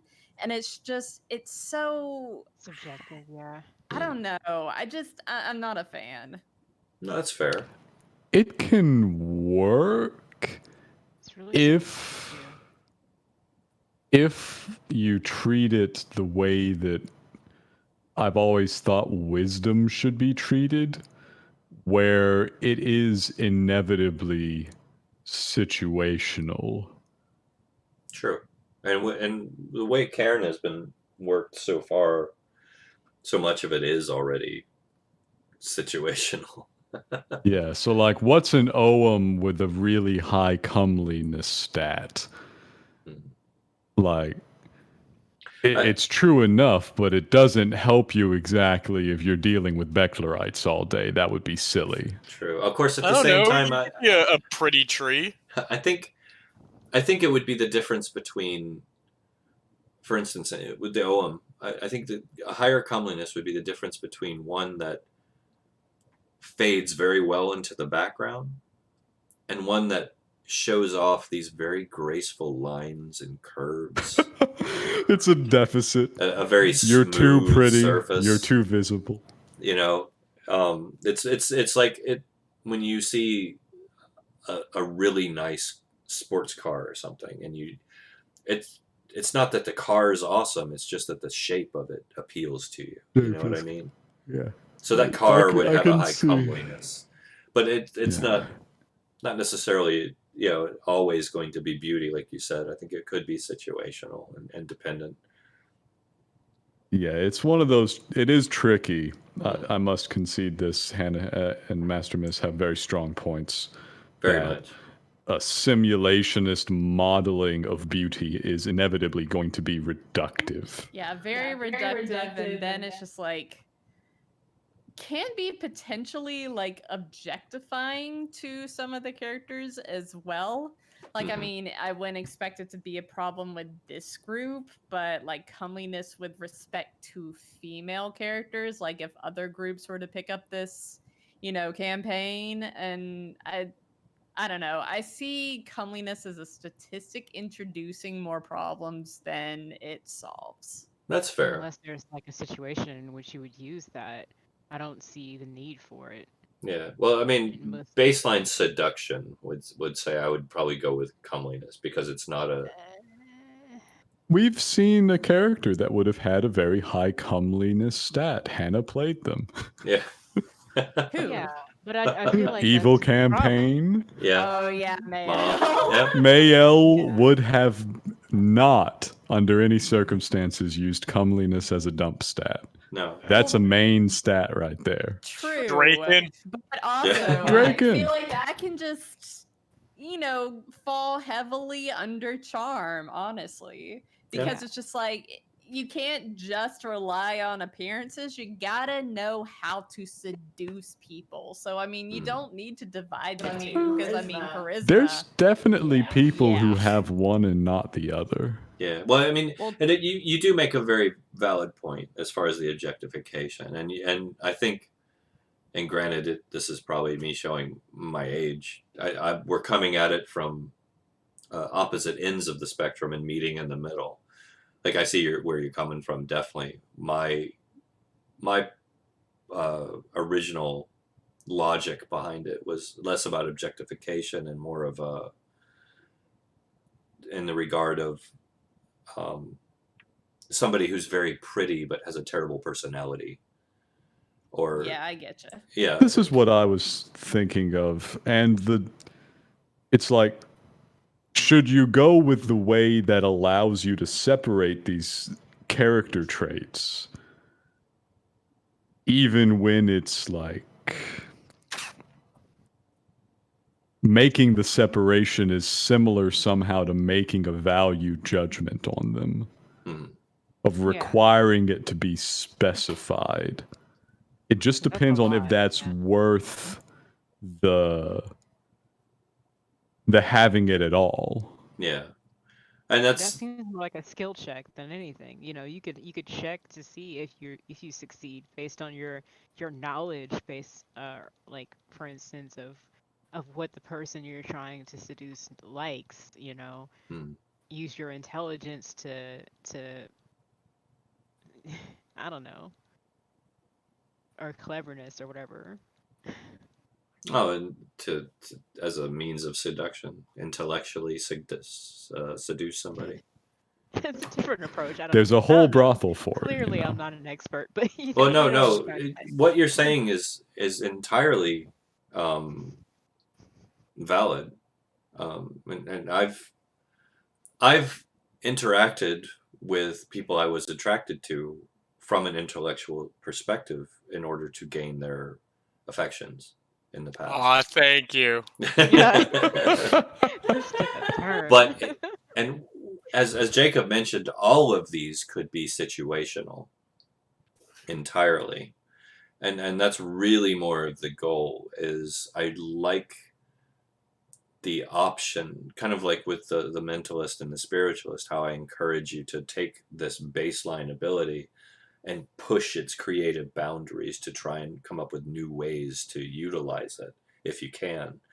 And that's the same way. Like if you were to use, let's say we used these stats as they are, and this is still very much early alpha stages of throwing ideas around for any of this. But say you wanted to intellectually seduce a Bechtelite, right? Which in that particular situational margin makes complete sense. The Becht are attracted to intelligence, right? So in that Yeah. case, you might say, I would say, how are you going to do it? And you would say, oh, well, I'm going to use my intellect because it's, might be your higher stat, and I'm going to thrill them with my knowledge of global economics.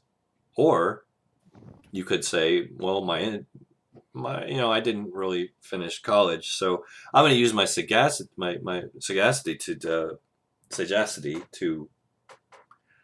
work around that and make myself sound smart based upon the situation. Let their discussion lead the way, based upon my ability to make a well structured thought and decision just because of my experience and knowledge. So I mean, it is all very situational in that regard, and I like where the discussion is taking it. Like I could skip comeliness, and we could combine that into more of just a standard charisma stat. That's fine. I think my end goal was just to try and break apart the stats as much as I could, because like especially like with the intellectual stats, you have intelligence, you have wisdom, and whereas I get the baseline differential between the two, book smarts and you know applied smarts, basically. This is something I actually wanted to ask you about that interests me because I have had an idea, I guess, about wisdom as a stat Mhm. and how it would correlate with the real world that differs somewhat. And I do want to know what you think about it. Yeah. So, in the real world, intelligence is largely a fake construct, in my opinion. There's no way to measure it. It's really just, you know, do they have particular skills and knowledge that you happen to respect and think of as being general? Hmm. Yeah. I've known far too many very highly educated people to think that intelligence actually exists. I work in academia. Fair. There is no such thing as smart. Yeah. Right. Similarly, I think wisdom, if it has a real world correlate, is more about being well adjusted or well adapted to your lifestyle rather than, being monk like, that kind of wisdom, or even being street smart, that kind of wisdom. It's how well does your decision making process and knowledge prepare you for living the life that you actually live and for moving in the world that you actually move in. That makes sense. Because you think like if you had somebody like Wilhelm, somebody who's very formally educated in a very industrialized society, very hierarchical, but if that person went and tried to be a rogue, either in their homeland or like out amongst the anarchists, would that be a low wisdom character? I think it would be. That makes sense. That does make sense. And I know it's the D&D has taken the basic stats system and really just turned it into a variable to be used to pass or fail, this and that, without really fully exploring the meaning behind it. And I think and that's what we get to do. Yeah, and well, as a role player, like I'm not so concerned with stats and numbers as I am with the story. That's always been the big deal for me is the story, and as with every game we play, my main focus is bringing you on a journey that is somehow memorable and meaningful at the end of the day, and it's usually why I will go out of my way to try not to kill you if I can help it, because you're the heroes of the story, and if somebody is going to die, I want it to at least be meaningful. So, and with that regard, a lot of these, I think, like you're saying, it is too vague as far as what it's intended to mean. Like intelligence and wisdom could be one stat, really. And it's just your basic perception of intellectual matters, your ability to process data and utilize it, right? And I think that's where I was trying to go by splitting them up, for instance. I like the splitting. I think something that's a little more granular can be very evocative. And that's what I like in stat systems, is to be evocative. Yeah, because Jacob and I, we were having a fun discussion a few weeks ago, wherein we were talking about what sort of scores we were that we would have if we were in D&D, and we were trying to talk about my dexterity score, and the thing is that I am very dexterous in some areas, but others I would have an 8 in dex, say, particularly with utensils and eating. I would have my dexterity would be a base stat an 8 probably, and then I would have a lot of proficiencies in a lot of things that would require dex that would give me a nice plus to some rolls if I was a D&D character. So the system, splitting it up, is actually a good idea in my opinion. Yeah, and one of the things I was thinking of doing with it was instead of your hit points, for instance, each one of these, imagine having a 2d6 roll on, right? Your life score, your hit point score, would be a number found by adding, say, fortitude, body, and resolve, right? So you have your ability to endure damage, your mentally, your ability to endure damage physically, and then your willingness to endure damage. So your willpower, your endurance, and your actual physical body mixed to create your life score. It would be a very high. It'd be a fairly high number, but that number wouldn't change too much unless you added points to those scores. So rather than so you don't end up with 500 hit points by the time you hit a higher level, which even by D&D standards, everyone will tell you pretty quickly that's kind of a little silly, Yeah, that's another thing I was thinking, because one night, whenever it was after one of the Dresden campaigns, I said that the combat felt more realistic, and I used an analogy that, didn't make a whole lot of sense at the time, which was, combat isn't just like, oh, duck behind cover and take pot shots at people, which, as Daryl pointed out, you can absolutely do in Dresden. But I think what I was trying to get at, because I did say that combat in Dresden felt more realistic, but I think what I was trying to say is that in Dresden, you have a realistic sense of danger and a realistic sense of scale as to what might go down in the real world. Yeah. So I like that this system does make damage feel a little more realistic, because I was thinking about, like, in Dresden, it's like you can absolutely be like a magical practitioner, and then like you can do like an absolutely massive like fire spell that gives you a +8 to like one roll, and then a +2 to all other rolls that you make against, like, enemies in a round, but is going to burn you out. It's going to take a lot of rest to recover from that, but that one thing is probably going to end the fight. So it's like it feels more realistic to if, magic was actually real Yeah. in our world, in our universe. So I like that your idea here. It puts it on a more realistic, a more human scale. Yeah. And it's not like, oh, you take a big fireball to the face, but you're still going, you're still standing, you're badly injured, but hey, you're still casting spells. Oh yeah. Well, and plus this way, like that number's decent size to start with. So you're not starting the game with 4 hit points, for instance. You're starting the game with all 3 of those stats added together to one number, which means that the survivability goes up a bit. Granted, I've been playing with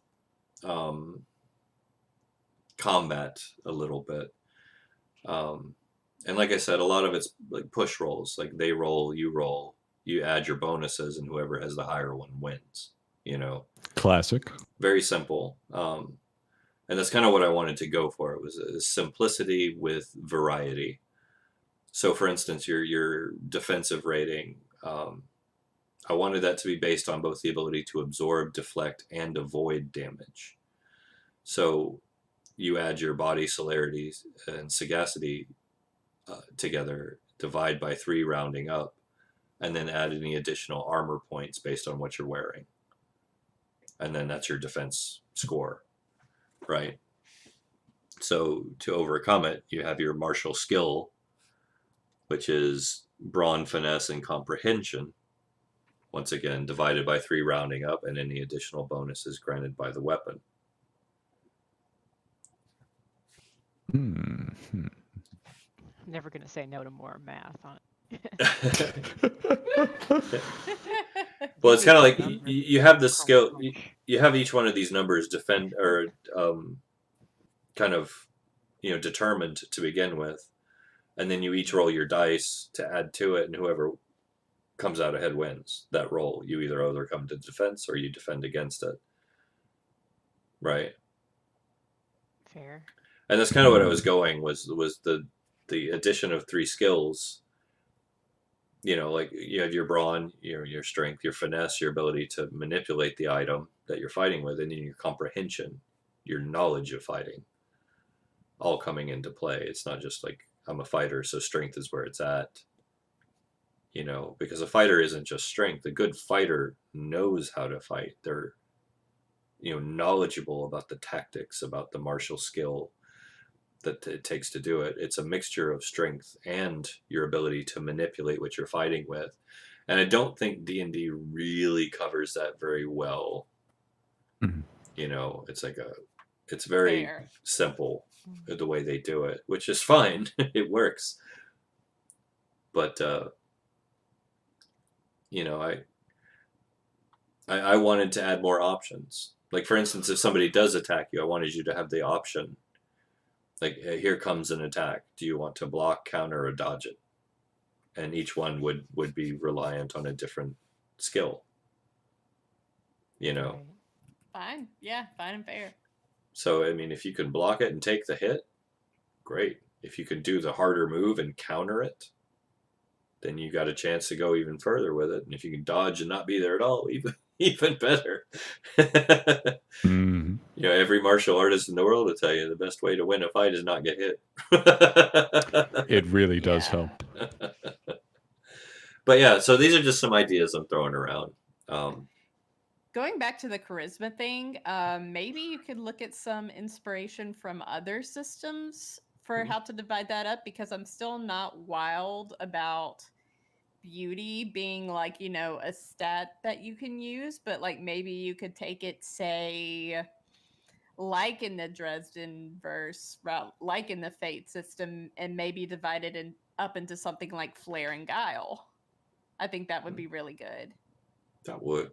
I will say, Because Guile would be like a sleight of hand sort of deal, like, you know, rogues might use, because, I mean, charisma is a pretty high, like, you know, statistic for rogues. Like, if you want to do something other than an arcane trickster, it's like, you know, you make that second highest stat charisma sort of deal. yeah. So yeah, that might be an option. And then Flair is just like, Flair can even, you know, substitute beauty in a bit, because like, even if, you know, you maybe not be the most like physically beautiful person in the world, it's like you can use Flair to, like, you know, really, like, you know, put on some makeup, put on some bright clothes, and really, like, you know, peacock around. So it's like that way you can make yourself sort Yeah. of like, you know, beautiful to a person. So yes, maybe something like that. That makes sense. And I am really leaning more towards a narrative style. Like I am enjoying that style because it does focus more on the story than the rules. And Same. yeah, and I've really enjoyed that. And I think that's one of the things that makes the Sigil Confidential games work so well is they are very just narrative based. You know, they're not in the combat heavy. They're very role play heavy, but they end up being very enjoyable because of that. I think. Let me ask you a question there, Church. Mhm. Once you've kind of decided to change the stat system, that sits underneath a lot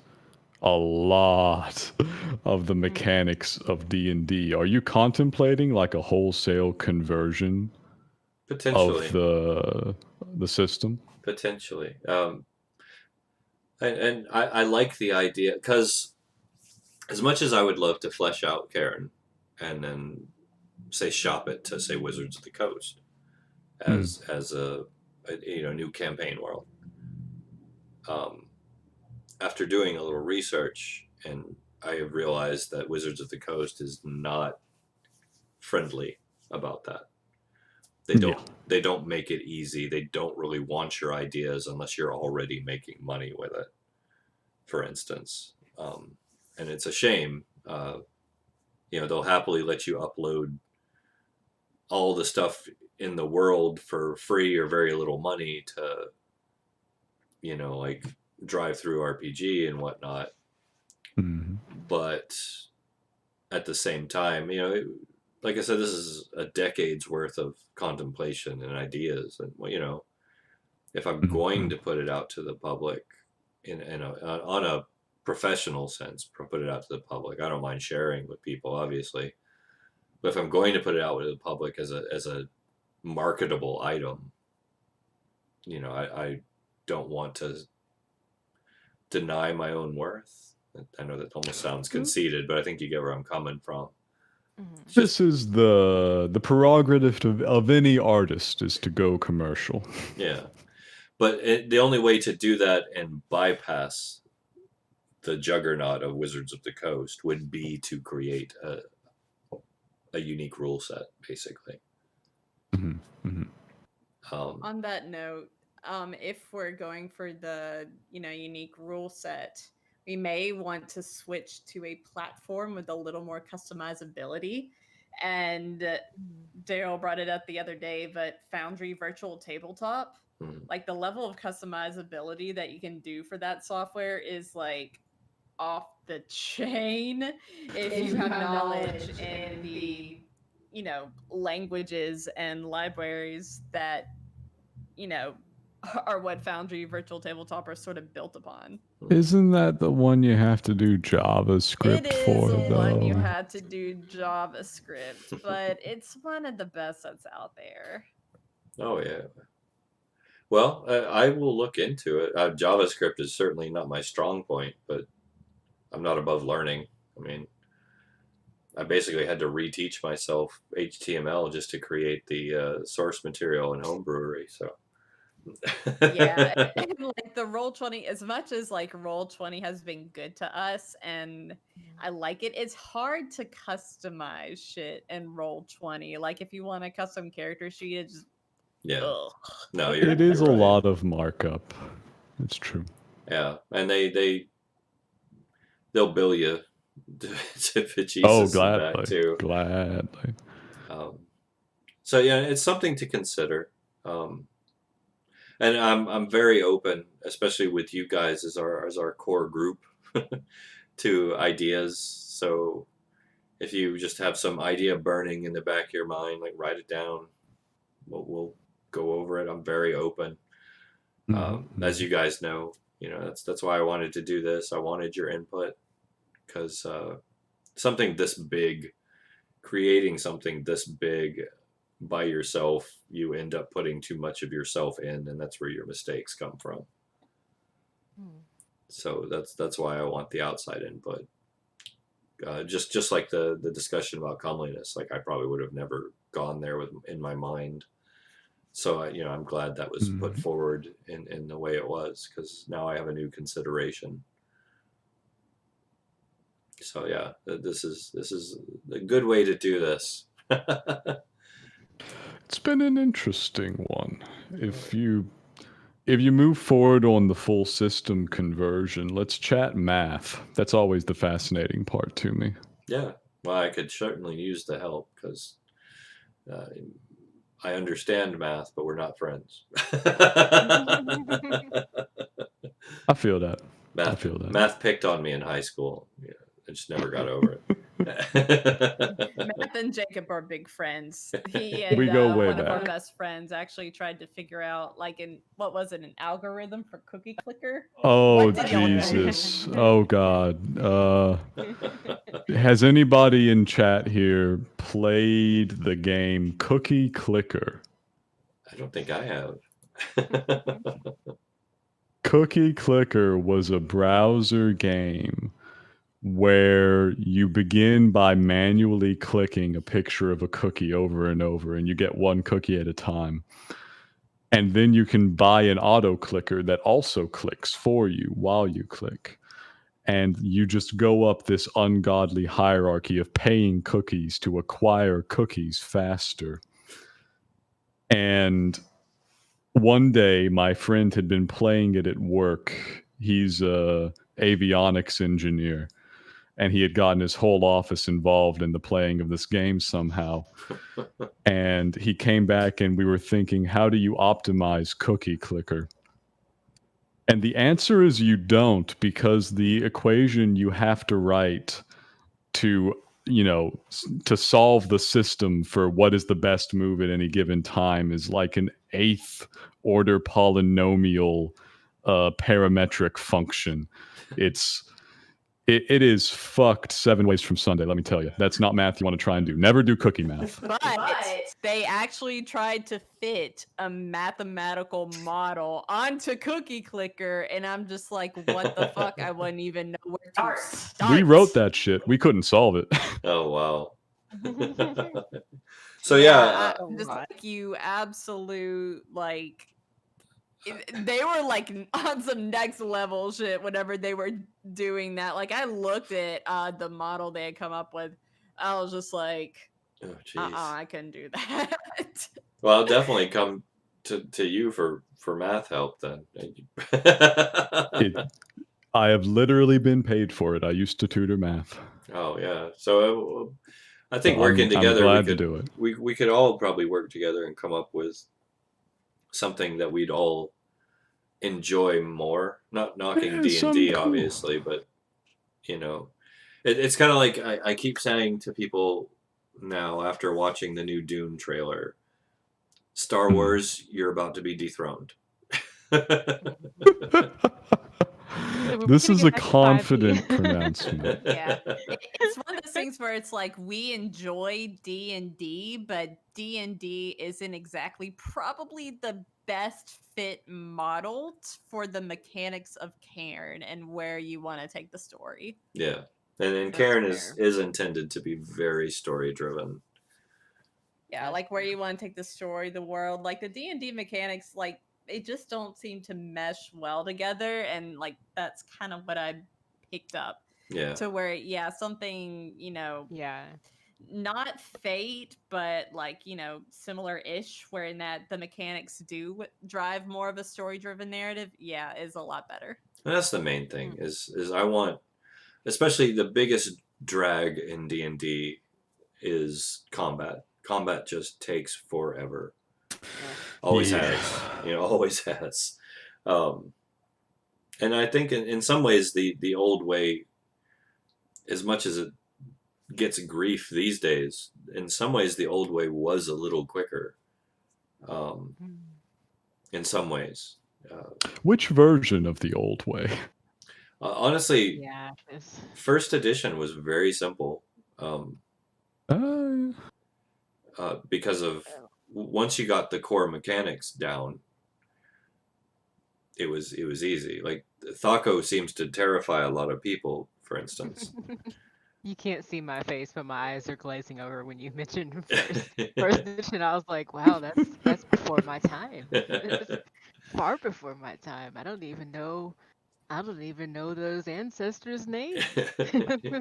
No idea. Well, it Thaco was was vicious but fast. Thaco was a big deal, and Thaco was different based on your class and level. You had a Mhm. Thaco score, and then you added your stat bonuses, and then basically it was 2-hit armor class 0. That was the number you had to roll to hit an armor class 0. So any other armor class, you had your number that you had to Plus roll that. over to hit. Yeah, and the lower your armor class, the better. So a -10 was like, woo, you're never going to hit me. That was a Sherman tank. I am invincible. Yeah. And then you had saving throws, which were much different. But it's a lot of it's because I'm old, and that's what I kind of really cut my teeth on, probably too. I think the only thing that would make it weird is like trying to bring in the new generation into, because we're so used to fifth edition. Like I started at fifth, so I didn't play anything before that, so I don't know anything about the advanced D&D. Oh So, yeah. Well, But so then going again, into this, too, just kind like of, we've also had to learn new systems as we've been branching out. Like we've had to learn Fate Accelerated, for example. So it's just like I'm not saying it's for not gonna new be possible generations, it's for just us, like but one I'm just new saying, system to learn. oh yeah. Well, and it was like that back in the day too. If we had more time, and eventually, I'd like to branch out. Like the old cyberpunk system was a lot of fun. The old top secret espionage game was a lot of fun. hmm. Call of Still Cthulhu want to has play its that own system. paranoia. Paranoia is actually a remarkably quick system. It's very efficient system, but it's also not terribly serious, which is fun. And Tune, Yeah, that's that. you guys remember Tune? I mean, that Light and fast. very efficient system. I actually just bought the book for Monster of the Week. Ah, there you Hey. go. Maniacal laughter intensifies. Oh yeah, I remember Tune. So yeah, Oh we yeah, can. I'm looking at running one of that. yeah. It's a See, little Yeah. episodal thing that you can drop in and out. that's the cool thing about it. Honestly, the smaller systems are usually pretty quick and easy. Hmm. But it's exploring things like that, I think, where we find new ideas. It's just like if you want to be a good storyteller, you need to read, you need to watch movies, you need to listen to podcasts, you need to get your mind out there and see how other people are approaching it. Hmm. It's just like that. And speaking of, just to give them a quick plug, uh, one of my favorite podcasts just released a whole new season. Podcast called Dust. It's a sci-fi podcast, and the new season's called Chrysalis. And if you're into very intelligent, story-driven sci-fi, I highly recommend it. The whole thing starts with the obliteration of the human race. Oh, classically. It's then. a favorite. Yes, it is, of course. Oh yeah, the whole thing's a story about the last remaining human, which is actually an AI. Lovely. Very nice setup. Oh yeah, it's very, very interesting. I'm about 7 episodes in, and I'm just riveted. Like, I sat in my car when I got home after work today and just finished out the chapter I was listening to. Let it keep rolling. Nice. It had a driveway Alright. moment. So, let's go ahead. We'll go ahead and wrap things up here, unless anyone has anything else. Oh, Stitcher is where I've been listening to it. Mhm. But yeah, if you guys have anything else, I'm all good, man. It's been a fun one. I can't really think of Yeah. anything. Yeah. Except one last note to add that I forgot to mention earlier is the range of the musician abilities. That was one thing that has come up a couple times with my abilities, but like, figure out, definitive ranges for like, when, where people can hear it and like, effects and all that. Yeah. Stuff like that. And I actually have that in my notes. I do have Okay, that one good. in my notes because that's a very good Good. point. And I'm missing ranges on a number of abilities, Yeah. so I need to really fix that. Like empathy and telepathy would be a good one to know. Yeah, What's the psychic attack, the base thing that I get at level 1? How far can that go? yeah, I would think maybe logically, rational thinking would say that you'd have to be able to see the person or at least envision where they are to do Yeah. it, which would mean that your range would be a variant and based so, on some of it, visibility. some of that we may leave on a narrative scale too. I don't know. Like if I mean, if you wanted to. especially with the psychic abilities, like once you get remote viewing, it's like who's to say you can't use your remote viewing to have line of Ooh. sight to your target? That's true. Yeah. You know, for It's tough instance, to nail down. it is, but it's a psychic power, so it feels almost like it should be a little open to interpretation because the limitations of your psychic abilities are literally you. And maybe the range for a musician could depend on the acoustics of the building that they're within, or if they're outside the acoustics of the immediate area. That You want it should to play be like- into it because unlike a bard who's actually literally casting spells with their music, the musician is creating an effect with their music. Just a thought. So yeah, no, that's very good. It's something I'm gonna start working on, and we'll start working out some of these details once we get into Abattoir. Mhm. Now I'm very much looking Also- forward to that. It's gonna be a crazy one. It'd be cool if we had like an actual time frame for how long I need to find a thing. Like it's like if you look,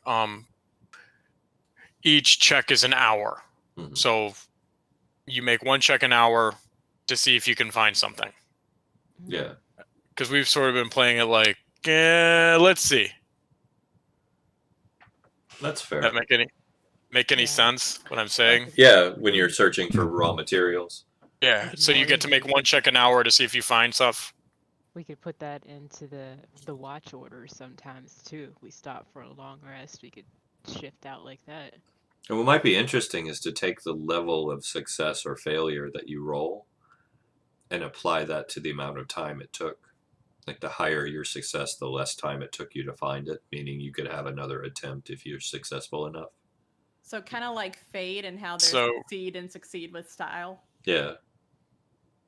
Okay. I feel it. DMing this is gonna be ooh.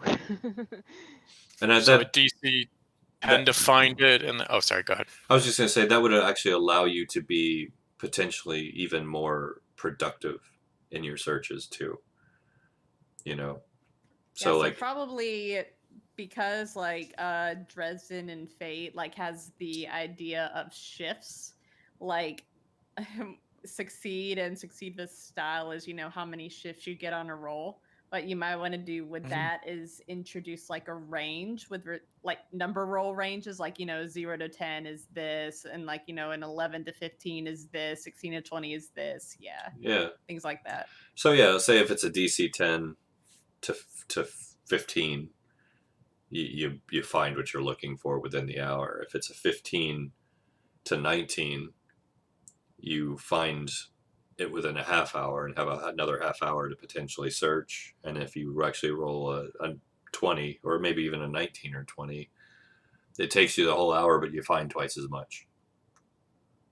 Something like that, basically. Yeah, I think something where we just like we have a time where it actually like, all right, if I spend 4 hours, I should get 4 different attempts. Yeah. Yeah. No, that works. That works. It would make your gathering more effective. So I'm willing to do that, because that was one of the hardships you said you endured, was keeping enough raw materials to make what you needed. Yeah. So yeah, Because no, it's like I want to have a supply so I can basically slap one on everybody. yeah, and you need to, especially after you guys have found out chlorine gas sucks. Oh yeah, that was rough. And then Wilhelm is like, okay, I'm leading this party and we are going to have so many shifts an hour and people are going to help me because, like, I need materials to keep you people alive. Now, come on, let's start kind of... Taking charge. He doesn't want leadership, but he knows he needs stuff to keep you all alive. Oh, yeah. Oh, yeah. Well, guys, thank you so much. This has actually been incredibly informative and educational and enjoyable. We'll say, if you guys want, we can do this a little more regular, or we just wait to the end of each kind of module. Whatever you feel is necessary, I would say, because like this is fun and all, but it's for it's for feedback. Yeah, and that's Yeah. the feedback's important to me. So Personally, I think at the end of each module is a good way of doing it, just because, like, you know, obviously with one module is we tested the rules as it was written for Cairne, and now it's just like, you know, we have enough data and enough playtest experience to give our feedback.